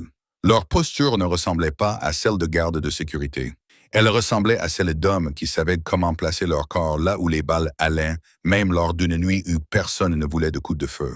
Les yeux de Grant se posèrent sur la caisse où l'emballage noir s'était déchiré, puis vers la main gantée qui couvrait la bouche de Jade, avant de se fixer sur l'homme qui tenait la pile de papier comme on regarde un chiffre dans un grand livre. Il ne demanda pas qui il était. Il n'en avait pas besoin. Il se contenta de prononcer une phrase qui ressemblait à une consigne de travail. « Éliminez-les, nettoyez ». Et aussitôt, les deux hommes qui l'accompagnaient se séparèrent. Ils ne se précipitèrent pas comme dans un film. Ils se déplacèrent en angle, plaquant l'homme le plus proche contre le mur, avec juste assez de force pour lui couper le souffle sans faire de bruit. Une main lui bloquant le poignet, l'autre arrachant la radio de sa chemise, coupant la communication comme on coupe l'oxygène d'une histoire. Celui qui couvrait la bouche de Jade a essayé de la traîner vers un coin aveugle, mais les hommes de Grant étaient déjà là. Un coup de genou bas, une clé d'épaule, et en un clin d'œil, Jade fut libéré de la main gantée. Kayla enlaça Jade et sentit la jeune fille trembler de tout son corps, comme si elle venait d'être sortie d'une eau glacée. Et sous la lumière blanche et malsaine du sous-sol, Kayla vit qu'il ne s'agissait pas d'une équipe de sauvetage. C'était une équipe de nettoyage. Il n'y avait pas eu de coupe de feu, pas d'éclaboussures de sang, et pourtant, il y avait eu de la violence. Une violence utilisée comme un outil, précise, dépourvue de toute émotion superflue, comme un chirurgien qui enlève une infection avant qu'elle ne se propage. Et Kayla savait instinctivement que ce genre de violence ne s'apprenait pas dans une salle de sport ou un bureau. On l'apprenait dans des endroits où la police n'arrivait pas à temps. L'homme au papier tenta de battre en retraite, continuant à parler d'autorisation, de liste de fournisseurs, de droit d'accès à la zone de service, s'accrochant à la dernière couche de l'égalité comme à un manteau en hiver.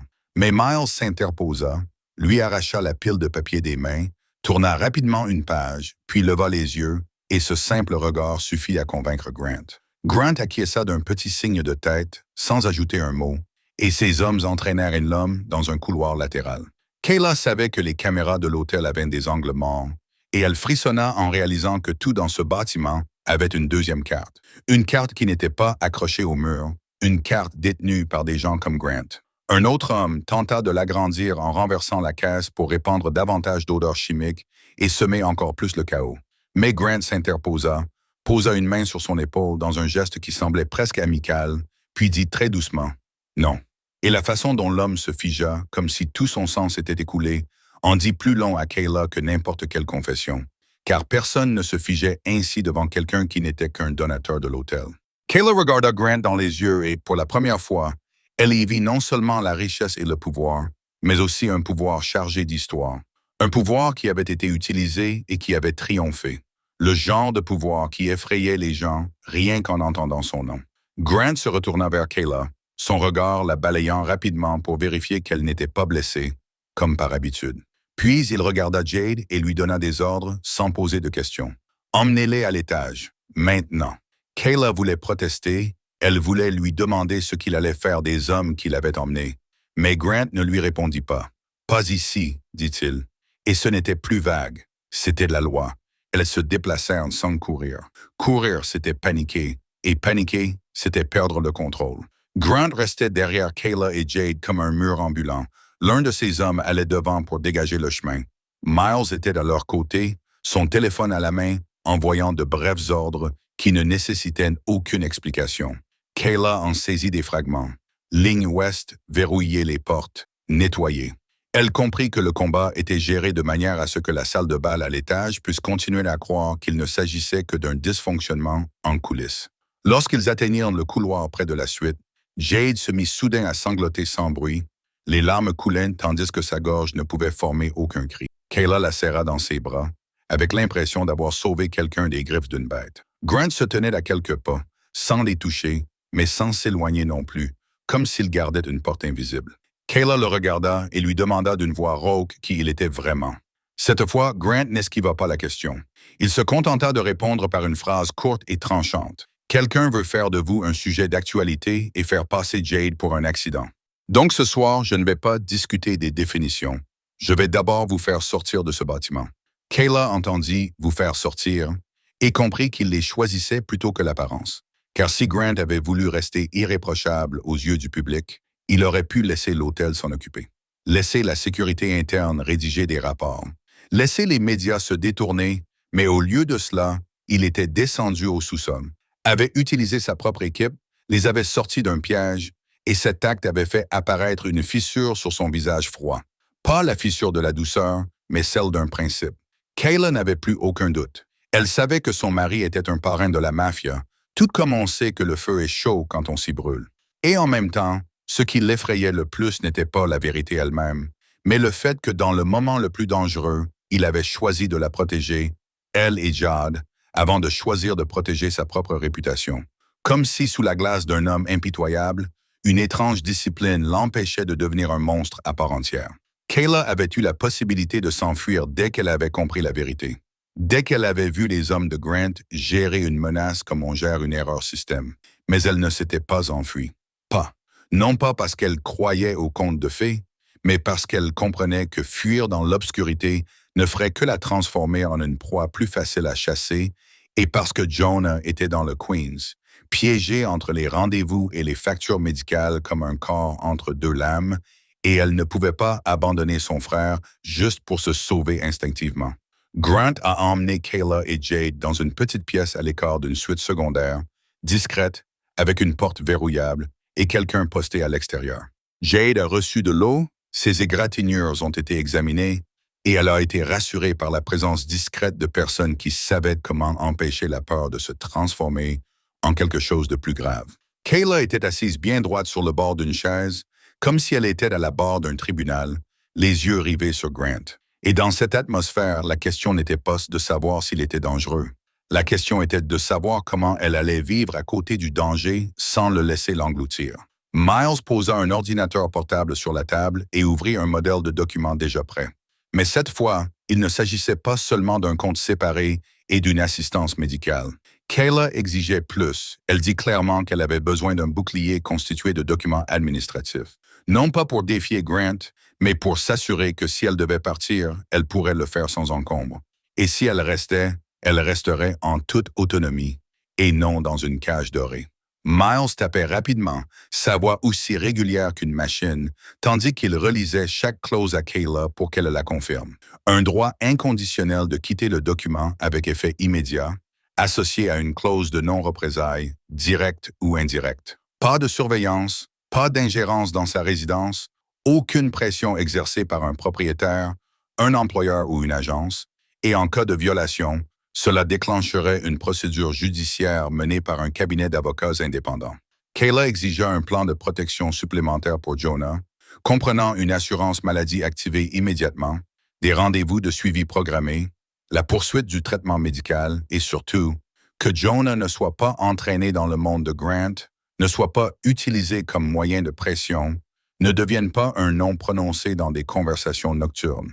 Miles l'a enregistré et Kayla a senti ses mains cesser de trembler en voyant ces mots apparaître à l'écran, car les mots étaient la seule chose qu'elle pouvait retenir dans un monde où des armes pouvaient apparaître sans que personne n'appelle la police. Elle a exigé une séparation claire entre ses biens et ses décisions. Le compte séparé en était une partie, mais elle avait également besoin d'une confirmation explicite que tous les revenus qu'elle gagnait, toute aide destinée à Jonah, toutes les dépenses médicales, tous les choix professionnels et tous les choix de logement qu'elle faisait lui appartenaient. Aucune permission requise, aucune demande, aucune dette, et tout bien que Grant lui transférait devait être enregistré comme un don irrévocable sans condition. Grant écouta sans l'interrompre, sans discuter, et cela rendit Kayla à la fois plus légère et plus froide. Elle a senti, si par la facilité avec laquelle il acceptait tout donnait l'impression qu'il s'y était déjà préparé, comme s'il comprenait exactement ce qu'il pouvait prendre et exactement ce qu'il devait jurer de ne jamais prendre. Kayla regarda Grant et lui demanda s'il avait un problème avec le fait qu'elle érige des murs. Grant répondit que des murs clairs valaient mieux que l'obscurité. Et il ajouta une phrase qui fit serrer la gorge de Kayla, disant qu'il préférait qu'elle ait une porte de sortie propre plutôt que de devoir enfoncer une porte dans le sang lorsque la peur finirait par l'emporter. Miles imprima les documents sur une petite imprimante que quelqu'un avait apportée, le papier sortant comme une pluie régulière. Kayla relut chaque page, a resserré quelques phrases, a exigé une phrase supplémentaire stipulant que toute communication impliquant Jonah devait passer par elle uniquement, et a demandé un appendice supplémentaire désignant un mandataire médical au cas où elle ne serait pas joignable. Kayla choisit quelqu'un en dehors du cercle de Grant, un médecin ou un avocat indépendant, et Miles acquiesça et le tapa comme s'il comprenait la règle. Lorsque tout fut prêt, Kayla posa le stylo devant Grant. Elle ne dit ni « s'il vous plaît » ni « merci », elle dit seulement « signez ». La pièce sembla se figer, car si Grant refusait, tout s'écroulerait. Et si Grant signait, il admettrait qu'elle ne lui appartenait pas au sens de la propriété. Grant prit le stylo et signa immédiatement. Pas de question, pas de négociation, sa signature était décisive, comme une coupure. Et pour la première fois, Kayla vit apparaître une véritable ligne entre protection et possession. Pas une ligne qu'elle avait inventée pour se réconforter, mais une ligne confirmée par l'encre et le papier. Kayla tenait sa copie entre ses mains, sentant que cette fine page pesait plus lourd que n'importe quel bijou, plus lourd que n'importe quelle promesse, car elle lui disait qu'elle pouvait rester sans être emprisonnée, et que si jamais elle devait partir, elle n'avait pas besoin de permission. Elle n'avait pas besoin de disparaître comme quelqu'un qui est pourchassé. Elle avait le droit de sortir par la porte principale de sa propre vie. Grant regarda Kayla, les yeux toujours froids, mais plus froids comme quelqu'un qui essaie de garder le pouvoir. C'était le regard froid d'un homme qui venait d'accepter que l'amour signifiait parfois remettre la clé au lieu de fermer la porte à clé. Et Kayla réalisa qu'elle avait toujours peur de lui. Mais cette fois, sa peur avait une forme. Et quand la peur avait une forme, elle pouvait tracer des limites autour d'elle au lieu de la laisser la consumer. Kayla glissa la copie papier dans son sac comme si elle rangeait une pièce d'armure. Puis elle sortit de la pièce avec un nouveau calme. Pas le calme de quelqu'un qui croyait que tout irait bien, mais le calme de quelqu'un qui venait de tracer une ligne pour que personne ne puisse la faire sombrer à nouveau. Et la première chose qu'elle fit ne fut pas de retourner dans la salle de bal pour écouter des excuses polies et vides de sens. Ce fut de trouver Margot, car qu'elle a compris qu'une porte de cave s'ouvrant exactement au bon moment ne pouvait être une pure coïncidence. Margot ne se tenait pas au milieu de la foule. Elle était dans un couloir latéral près d'une salle d'attente privée où de lourds rideaux atténuaient la lumière et où la musique n'était plus qu'un écho. Elle était toujours impeccable dans sa robe sombre, ses perles serrées autour du cou, un verre à la main comme un symbole. Et lorsque Kayla apparut, le regard de Margot la toucha sans surprise, le regard de quelqu'un qui évalue un problème à régler. Kayla entra directement dans cette bulle privée. Elle ne s'inclina pas. Elle n'appela pas sa mère. Elle se contenta de dire « Margot » d'une voix suffisamment polie pour ne pas déclencher une dispute et posa une question sèche. « Tu m'as reconnu dès le début. Pourquoi ?» Margot porta le verre à ses lèvres, sans le boire, et répondit que Kayla n'avait pas sa place ici, que les gens comme Kayla ne comprenaient pas les règles du jeu et que c'était précisément cette ignorance qui la rendait dangereuse pour Grant. Kayla ne discuta pas de sa place. Elle demanda ce que Margot avait fait pour protéger son héritage. Et Margot eut un petit rire, pas joyeux, seulement du mépris déguisé en sang-froid, et a répondu simplement. Elle ne détestait pas Kayla parce qu'elle était laide ou parce qu'elle était mauvaise. Elle la détestait parce qu'elle était incontrôlable, une fille sortie du système d'adoption, avec des histoires tristes et des besoins réels. Et les besoins réels salissaient toujours les banquets impeccables. Margot a dit que Grant avait construit toute sa vie pour que personne ne puisse toucher à sa faiblesse. Et Kayla était apparue comme une faiblesse qui respirait, qui revendiquait des droits, qui regardait les gens dans les yeux. Elle a dit, « Ce monde pouvait pardonner le péché si le péché était joliment emballé, mais il ne pouvait pas pardonner la pauvreté, car la pauvreté les forçait à regarder en arrière et à voir comment ils vivaient. » Kayla a écouté sans rougir. Elle a seulement hoché la tête car parfois, la vérité était brutalement simple. Puis elle a posé des questions sur Darius Crown. Ce nom avait fait l'effet d'un hameçon lancé dans les profondeurs. Et pour la première fois, Margot avait légèrement vacillé, si rapidement qu'une autre personne n'aurait peut-être pas remarqué. Mais Kayla avait passé toute sa vie à lire les petits changements sur les visages pour savoir quand se taire et quand insister. Margot s'était immédiatement reprise et avait dit que Kayla imaginait des choses, que tout ce qui s'était passé en bas n'était que logistique, dysfonctionnement, chaos créé par Kayla elle-même. Et Kayla répondit, « Non, c'était une voie de service ouverte à la bonne porte, à la bonne heure, dans la bonne zone morte, et quelqu'un avait appelé des gens comme on prend un rendez-vous. » Margot regarda Kayla plus longuement, se demandant si cette fille était plus méprisable ou plus dangereuse, puis dit d'une voix terriblement calme que Kayla devrait être reconnaissante, que tout était encore sous contrôle, que si Margot voulait vraiment que Kayla disparaisse, Kayla ne serait pas là. Et cette phrase fit froid dans le dos à Kayla. Non pas parce qu'elle était menaçante, mais parce qu'elle admettait accidentellement que Margot avait tiré les ficelles. Kayla ne laissa pas ses émotions prendre le dessus. Elle garda son téléphone dans la poche de son manteau, son doigt appuyé discrètement sur le bouton d'enregistrement depuis qu'elle était entrée dans ce couloir, car elle savait que la meilleure vérité était celle qui sortait de la bouche de son interlocuteur. Margot continua comme si elle donnait une leçon, disant que Darius Crown n'était qu'un nom que les gens comme Kayla aimaient utiliser pour créer une histoire. Mais elle laissa alors échapper par inadvertance une information trop précise. Elle a dit qu'il suffisait que la porte ouest soit ouverte pendant le changement d'équipe pour pouvoir faire beaucoup de choses sans que personne à l'étage n'entende, et qu'elle demanderait à quelqu'un de s'assurer que cet accès reste libre, car elle ne voulait pas que sa lignée soit impliquée dans un scandale lié au travail. Ces mots ont fait l'effet d'une bombe, et Kayla a su qu'elle avait obtenu ce dont elle avait le plus besoin. Un lien entre Margot et l'accès qui avait permis à Crown d'agir. Kayla l'a regardé, sa voix calmée au point d'en devenir froide, et dit que Margot venait de confirmer qu'elle avait interféré avec le chemin d'accès qui avait conduit à l'incident, et que n'importe quel avocat comprendrait ce que cela signifiait quand quelqu'un avait failli être blessé. Margot plissa les yeux et demanda si Kayla la menaçait. Kayla répondit « Non, elle fixait une limite. Désormais, tous leurs contacts passeraient par leurs avocats. Chaque message, chaque appel, chaque conseil serait consigné. Et si quoi que ce soit d'autre arrivait à Jade ou Jonah, Kayla remettrait toutes les preuves à l'agence compétente. Lorsque Kayla se retourna pour partir, Margot lui lança une dernière phrase comme un coup de poignard dans le dos, disant que Grant choisirait toujours le sang. Kayla ne se retourna pas. Elle se contenta de répondre que le sang ne pouvait pas être une excuse pour le péché et quitta le couloir latéral pour se diriger vers la suite.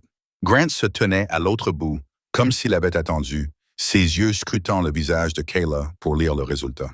Kayla ne s'expliqua pas longuement.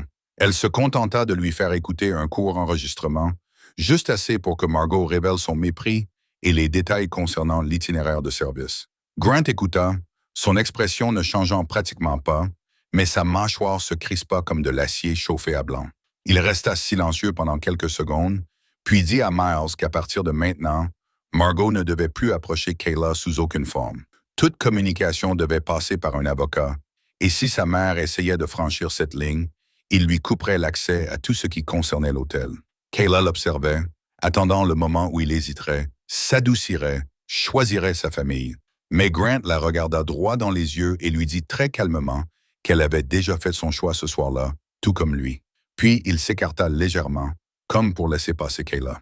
Un petit geste, mais suffisant pour que Kayla comprenne qu'il venait de la choisir plutôt que sa famille, non pas par une promesse, mais par une action lourde de conséquences.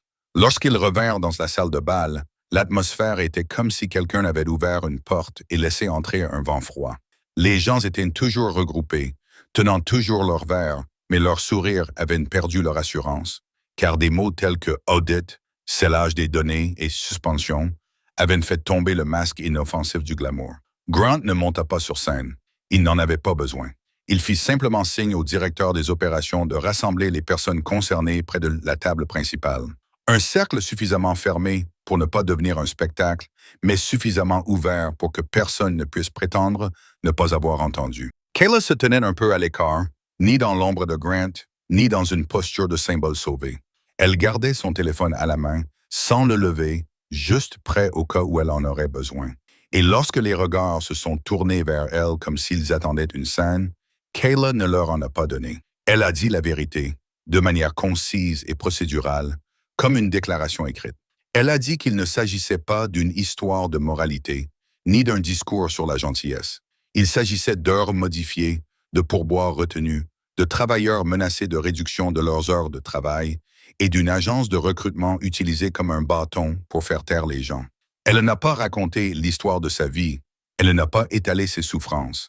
Elle a ouvert un dossier photo et l'a transmis aux représentants de l'audit tiers qui venait d'arriver, avec une copie envoyée aux ressources humaines montrant des feuilles de présence rayées et réécrites d'une autre main. De courtes notes de représailles telles que réduction des heures, licencié, renvoyé à l'agence. Des résumés de pourboires avec des espaces vides et des montants marqués retenus sans raison apparente et un calendrier de livraison codé glissé dans les documents du fournisseur qui ne correspondait pas aux factures légitimes, le tout photographié clairement, horodaté avec la salle de paie visible dans le contexte. Elle a ajouté que la première personne visée ce soir n'était pas elle. C'était Jade Rios, une mère célibataire travaillant au poste nécessaire, visée dans le but de faire taire quelqu'un. Et Kayla n'a pas décrit la violence en détail. Elle a seulement dit que Jade avait été entraînée dans une situation dangereuse dans la zone des monts-de-charge, puis rappelée au sous-sol sous prétexte d'une procédure. Et si quelqu'un n'était pas intervenu à temps, un accident aurait pu se produire ce soir. Alors que le gala à l'étage se déroulait sans encombre, les invités qui se tenaient à proximité ont commencé à changer de couleur. Le mot « accident » ayant plus d'impact que le mot « criminel », la responsabilité semblait plus proche. Et Kayla a utilisé précisément cet argument. Elle n'a insulté personne, elle n'a traité personne de monstre. Elle a seulement posé une question qui a mis les gens mal à l'aise car elle exigeait une réponse venant du fond de leur cœur. Si une réduction d'horaire signifiait un réfrigérateur vide, si un pourboire volé signifiait une ordonnance non délivrée, qui ici oserait appeler cela un malentendu? L'auditeur a rapidement parcouru les documents. Il a interrogé le directeur des opérations sur l'accès à la salle des registres de paie, sur les registres du système de paie, sur la liste des détenteurs de badges. Et ces questions techniques ont mis fin à tous les mensonges, car elles ont transformé l'histoire en chiffres. Belle se tenait au bord du cercle, essayant de garder un visage impassible, mais son œil tremblait. Elle a essayé de s'immiscer et de dire que Kayla n'était qu'une employée temporaire rancunière, qu'elle tentait de faire du chantage, qu'elle était instable. Mais Kayla ne s'est pas laissée emporter par ses émotions. Kayla a simplement regardé Bell droit dans les yeux et lui a dit qu'elle l'avait accusé de vol et d'extorsion devant les ressources humaines et la sécurité de l'hôtel. Et maintenant, c'était à Bell de produire des preuves, car si elle n'y parvenait pas, cette accusation serait considérée comme une diffamation délibérée visant à couvrir des violations du droit du travail. Bell a forcé un sourire et a dit qu'elle avait des témoins. Mais lorsque l'auditeur a demandé des noms et des déclarations écrites, Bell a commencé à tourner en rond, parlant de la situation, de la sécurité de l'événement, de l'image, et Kayla a vu le masque se fissurer, car il ne pouvait pas résister à une question concrète.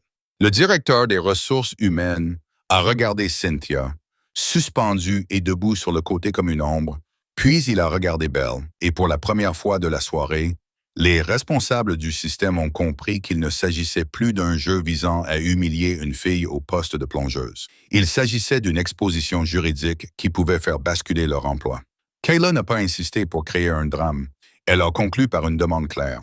Que l'hôtel garantisse immédiatement la conservation de toutes les données, protège les travailleurs contre les représailles et protège Jade contre le fait d'être transformé en bouc émissaire.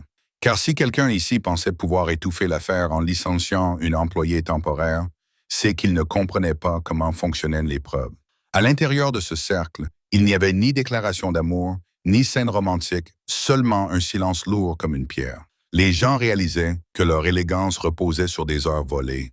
Et lorsque Kayla se tint là, sans pleurer, sans supplier, se contentant de présenter la vérité de manière claire et structurée, la salle de bal fut témoin pour la première fois d'un pouvoir d'un autre genre. Le pouvoir d'une personne considérée comme insignifiante, mais qui savait néanmoins utiliser la paperasserie pour forcer les puissants à répondre. Une fois le cercle de vérité établi sous les lumières cristallines, tout le reste devint une réaction en chaîne, personne ne pouvait revenir en arrière.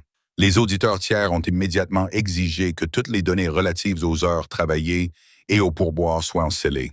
L'équipe juridique de l'hôtel a été convoquée le soir même, et ceux qui avaient ri de l'humiliation de Kayla ont commencé à regarder leur montre, comme si le temps pouvait les sauver des conséquences. Kayla n'a attendu la clémence de personne. Elle s'est éloignée de la foule, a ouvert son téléphone et a utilisé le canal sécurisé laissé par Simon Park pour envoyer un paquet de données comprenant le calendrier de livraison codé, les factures irrégulières des fournisseurs, les pages du registre des salaires marqués de modifications et de notes de représailles, ainsi qu'un court clip audio suffisant pour mettre en évidence l'interférence avec l'itinéraire de service qui avait ouvert la voie à l'intrusion dans le sous-sol. Kayla n'a pas écrit de longues explications. Elle a simplement déclaré qu'il s'agissait de traces de blanchiment d'argent acheminées par la logistique événementielle et liées aux collaborateurs de Darius Crown, et elle a demandé la mise en place d'une protection pour Jonah et Jade, exactement comme convenu. Park a répondu plus rapidement que Kayla ne l'avait prévu, non pas avec de belles promesses, mais par une série d'actions concrètes et sans fioritures. Un plan de protection conditionnelle a été activé. Jonah a été placé dans un programme de suivi prioritaire et sa couverture santé a été confirmée par une voie légitime. Jade a été retiré de son itinéraire de travail dangereux et placé dans un parcours professionnel plus sûr, avec un soutien juridique destiné à prévenir les représailles. Et pour la première fois de sa vie, Kayla a senti qu'un système se mettait en place pour assurer la sécurité de quelqu'un comme elle, même si le prix à payer était qu'elle venait d'entrer dans une zone sombre où chaque choix comportait un risque. Au Castellan, le badge d'accès de Cynthia lui a été retiré et elle a été escortée dans un bureau avec les ressources humaines et les avocats. Ne pouvant plus se cacher derrière un ton autoritaire, car les journaux du système et les images des caméras avaient été conservées sur ordre de Grant, les pages photographiées par Kayla sont devenues une preuve irréfutable. Et lorsque les auditeurs ont les données du point de vente et les horaires de travail, l'histoire a cessé d'être une parole contre une autre pour devenir un schéma de mauvaise conduite. De la fraude salariale et du vol de pourboire à l'obstruction de l'enquête interne et à la manipulation des travailleurs par l'intermédiaire de l'agence de recrutement, il y avait suffisamment d'éléments pour engager des poursuites pénales pour fraude et ingérence. Bell a tenté de s'enfuir. Elle a tenté de faire passer cela pour un malentendu. Elle a tenté de susciter la sympathie des donateurs avec un sourire et des discours sur l'image. Mais son image a été détruite par les documents eux-mêmes. Les contrats événementiels ont commencé à être gelés. Quelques partenaires ont discrètement annulé leur collaboration future. Les personnes qui l'avaient soutenue au bar se sont éloignées comme si elles craignaient une odeur nauséabonde. Car à New York, la société peut pardonner la cruauté si elle reste cachée, mais elle ne pardonne pas le risque de poursuites judiciaires qui peuvent traîner des noms dans la boue. Pourtant, le véritable prix à payer n'incombait pas à Cynthia ou à Belle. Il était lié au fait que Crown comprendrait que quelqu'un avait franchi la ligne rouge ce soir-là. Et quand quelqu'un comme Crown se sentait menacé, il ne réagissait pas par une explosion. Il réagissait par la pression. Des appels provenant de numéros masqués, des messages sans mots, des portes qui s'ouvraient soudainement et se refermaient. Les personnes qui étaient neutres se mettaient soudainement à esquiver, et Kayla sentait que la ville restait vaste tandis que les couloirs se rétrécissaient, comme si l'obscurité reprenait ses droits. Grant empêcha la gala de s'effondrer cette nuit-là.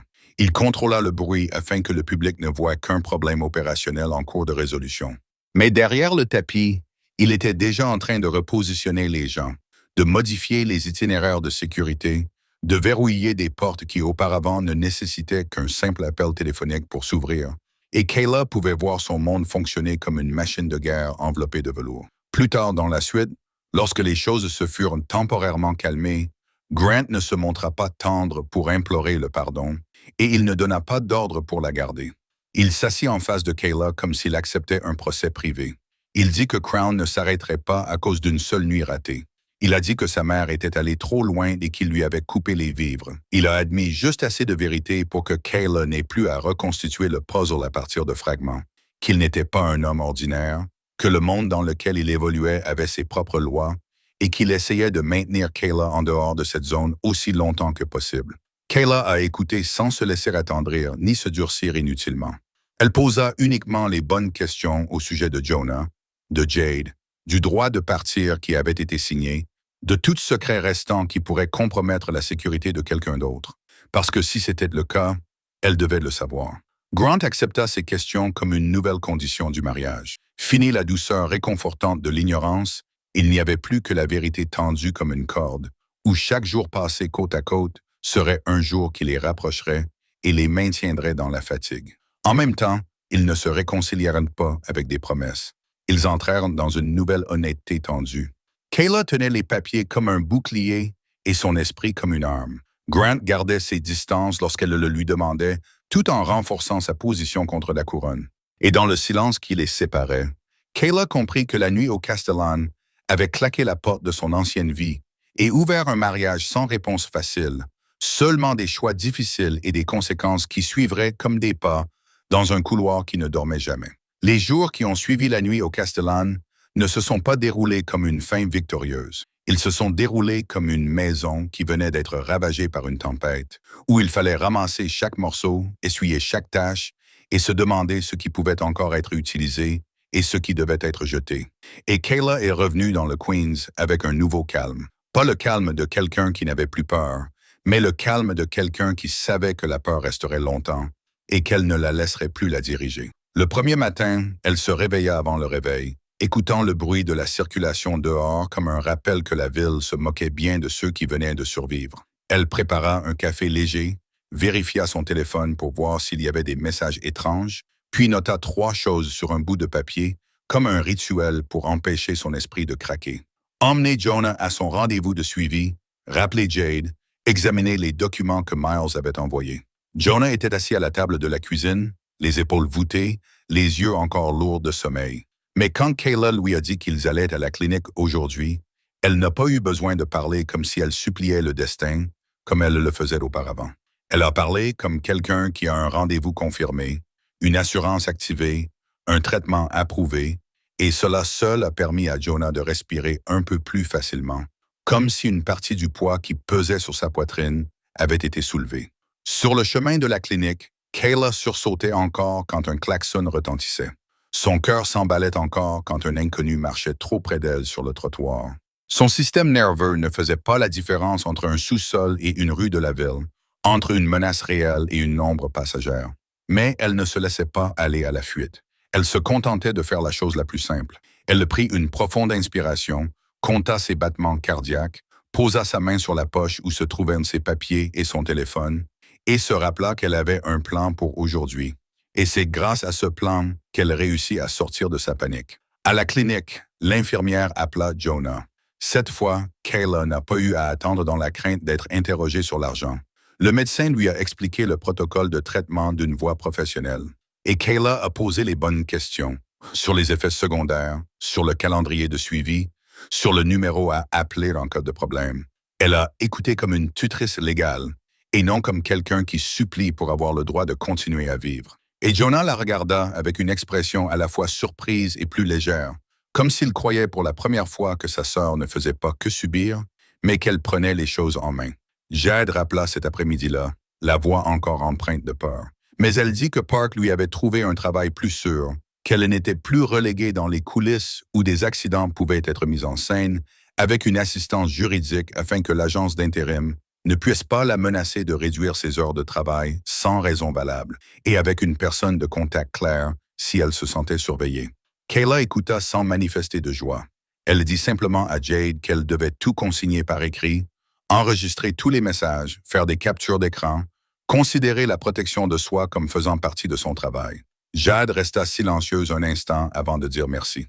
Pas merci pour l'argent, mais merci parce que pour la première fois, quelqu'un considérait que sa vie valait la peine de mettre en place un système. Ce soir-là, Kayla rouvrit les documents, lisant chaque clause comme on lit un plan d'évasion. Le compte privé avait été ouvert. Le droit de partir était actif. Le plan médical de Jonah avait été déclenché.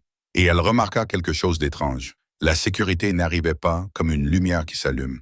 Elle arrivait comme de petites habitudes répétées. Vérifier les serrures, placer le téléphone au même endroit, convenir de mots de passe, ne pas parler de choses importantes dans des endroits où quelqu'un pourrait écouter, dormir à l'heure quand elle le pouvait, manger des repas complets même quand elle n'avait pas faim. Grant a appelé tard un soir. Il ne lui a pas demandé où elle était. Il ne lui a rien ordonné. Il lui a seulement demandé si Jonah allait bien. Il lui a demandé si Jade avait été placée, puis lui a dit que si Kayla avait besoin qu'il ne se montre pas, il ne se montrerait pas. Si Kayla avait besoin de distance, il la respecterait. Ces mots semblaient simples, mais venant d'un homme comme Grant, ils représentaient un choix discipliné. Kayla ne s'est pas adoucie tout de suite, et elle ne s'est pas endurcie juste pour prouver qu'elle était forte. Elle a seulement dit qu'elle avait besoin de temps, et qu'elle avait besoin de la vérité par petites doses qu'elle pouvait supporter. Grant a dit qu'il comprenait, puis a mis fin à l'appel avant qu'il ne se transforme en bras de fer, sans utiliser le silence comme punition, sans utiliser l'argent comme sédatif, laissant seulement un espace propre à Kayla pour respirer par elle-même. Quand la nuit est tombée, Kayla était allongée, fixant le plafond de la chambre bien plus bas que celui d'une suite d'hôtels. Mais c'était son plafond. Elle écoutait Jonah bouger dans la pièce voisine. Elle écoutait le léger bourdonnement du réfrigérateur. Athée, elle savait que son système nerveux ne croyait toujours pas à la paix. Et peut-être que ce ne serait pas le cas avant longtemps, mais elle savait aussi qu'elle avait commencé à vivre à son propre rythme. Le rythme des limites, le rythme de la paperasse, le rythme des petites habitudes qui la maintenaient debout des loin, même si elle ne voulait pas l'admettre. Le fait que Grant garde ses distances lorsqu'elle le lui demandait était le premier signe que la protection pouvait exister sans devenir possession. Les semaines qui suivirent n'offrirent pas un seul moment suffisamment important pour être qualifié de réconciliation. Il n'y avait que de petits jours cousus ensemble, comme des sutures soignées. Et Kayla comprit que si la confiance revenait un jour, ce serait de cette manière, à travers des détails discrets, et non à travers des excuses larmoyantes ou un cadeau coûteux. Grant ne se présentait pas dans le Queens à moins qu'elle ne l'invite. Il ne lui envoyait pas de fleurs. Il n'engageait personne pour la suivre afin de la protéger. Il ne transformait pas son inquiétude en laisse. Il lui envoyait seulement un message à l'heure prévue pour le rendez-vous de suivi de Jonah, lui demandant si elle avait besoin d'une voiture. Et lorsque Kayla répondait non, il s'arrêtait immédiatement. Pas de questions supplémentaires, pas de bouderie, comme s'il apprenait une nouvelle règle selon laquelle parfois, le respect signifiait rester immobile. Kayla ne lui témoignait pas non plus de gratitude. Elle ne lui envoyait pas de messages gênants pour le mettre à l'aise. Elle ne répondait qu'à ce qui devait être répondu, la bonne chose, la bonne information, et gardait le reste pour elle, car elle avait trop payé pour que les autres se sentent en sécurité en ravalant sa propre voix. Mais même dans cette froideur, il y avait toujours une attraction, dangereuse et réelle, comme de l'électricité sous l'eau. Kayla la ressentait chaque fois que Grant appelait, sa voix basse, économe, sans chercher à séduire, mais changeant néanmoins l'atmosphère. Elle la ressentait chaque fois qu'elle se souvenait de sa main posée sur l'épaule d'un homme dans le sous-sol et du silence qui s'était abattu sur tout le couloir. Elle détestait être toujours attirée par ce pouvoir. Elle détestait cela parce que cela la rendait fragile. Mais elle ne le niait pas, elle le réprimait simplement, le mesurait, le plaçait derrière ses limites, comme on range un couteau dans son étui, car elle comprenait que ce désir laissé libre devenait une autre forme d'automutilation. Jonah se stabilisa lentement. Il mangeait davantage. Il dormait plus profondément. Quand il vit que Kayla ne se noyait plus dans la paperasse, il craignit un peu moins la vie. Jade a commencé à travailler dans un endroit plus sûr. Elle n'était plus poussée dans les couloirs sombres de l'hôtel. Et parfois, elle envoyait un petit message à Kayla pour lui dire qu'elle sursautait encore parfois, mais qu'elle réapprenait à respirer. Kayla a tenu la promesse qu'elle s'était faite. Elle trouva un cours de courte durée sur la conformité et la protection des travailleurs. Non pas pour devenir une héroïne, mais parce qu'elle avait vu comment les preuves pouvaient sauver des gens lorsqu'elles étaient correctement organisées. Elle voulait transformer son instinct de survie en quelque chose de structuré, quelque chose avec un langage juridique, quelque chose qui pourrait être utilisé devant un tribunal si nécessaire. Elle suivit des cours du soir, écoutant les procédures d'audit, le droit du travail, comment documenter les représailles, comment protéger les témoins sur le lieu de travail. Et étrangement, elle se sentait plus calme en apprenant des choses arides, car celles-ci ne pouvaient pas être utilisées comme armes par le biais des émotions. Grant n'interféra pas dans ses choix. Il demanda seulement à Miles de lui envoyer une liste de bourses et de programmes de formation légitimes, puis s'arrêta là. Aucune pression pour accepter. Et Kayla réalisa pour la première fois qu'on pouvait offrir de l'aide sans exiger un prix invisible. Au Castellan, les changements commencèrent discrètement. Pas de communiqué de presse, pas de mise en scène, juste une structure remise en ordre. Les signalements ont été transférés vers une plateforme plus transparente. Les horaires et les feuilles de présence ont été verrouillées derrière des autorisations d'accès claires. Des audits réguliers ont été mis en place. Les contrats des agences de recrutement ont été révisés. Les clauses menaçantes ont été supprimées. Les chefs d'équipe ont été remplacés. Un programme de signalement anonyme a été créé afin que les employés puissent signaler les représailles sans se mettre en danger. Kayla n'était pas là pour en être témoin.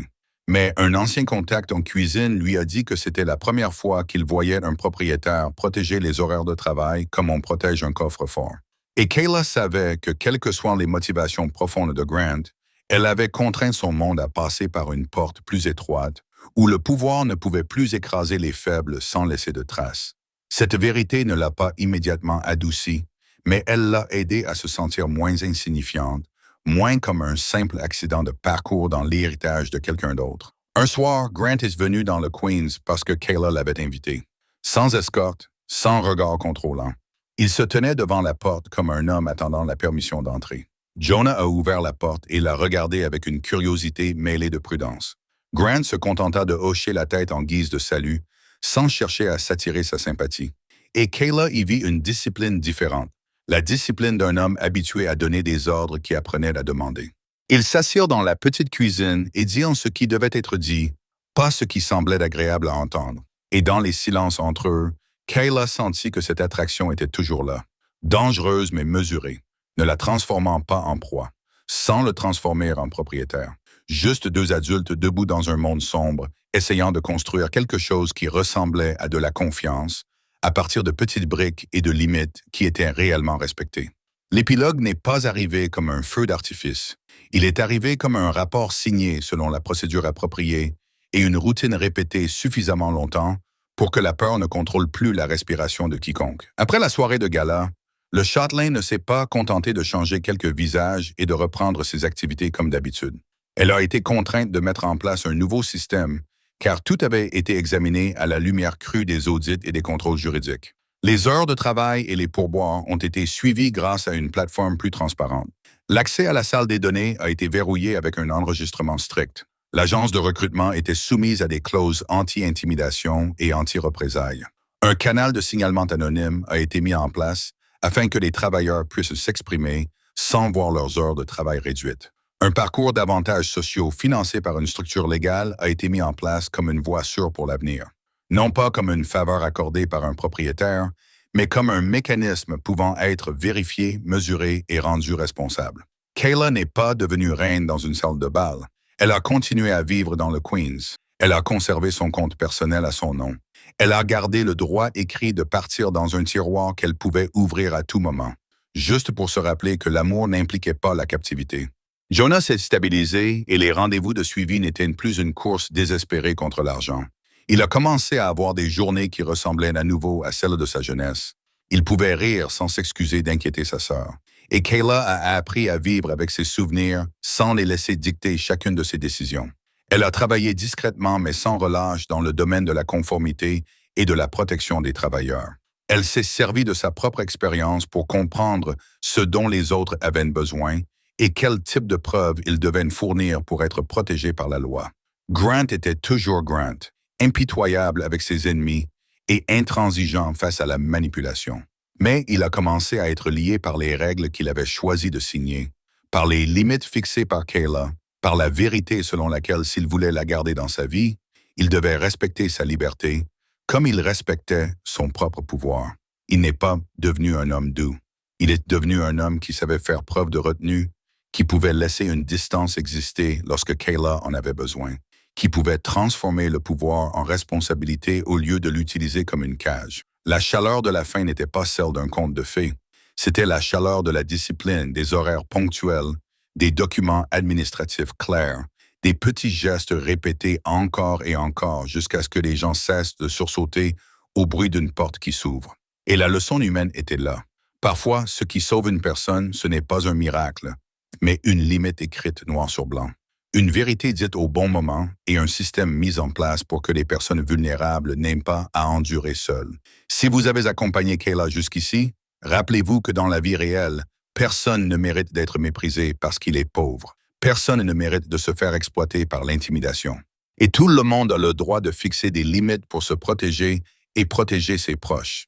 Si cette histoire vous a touché, abonnez-vous à notre chaîne, aimez et partagez afin que nous ayons la motivation de vous proposer chaque jour des histoires captivantes. Et que pensez-vous de cette histoire?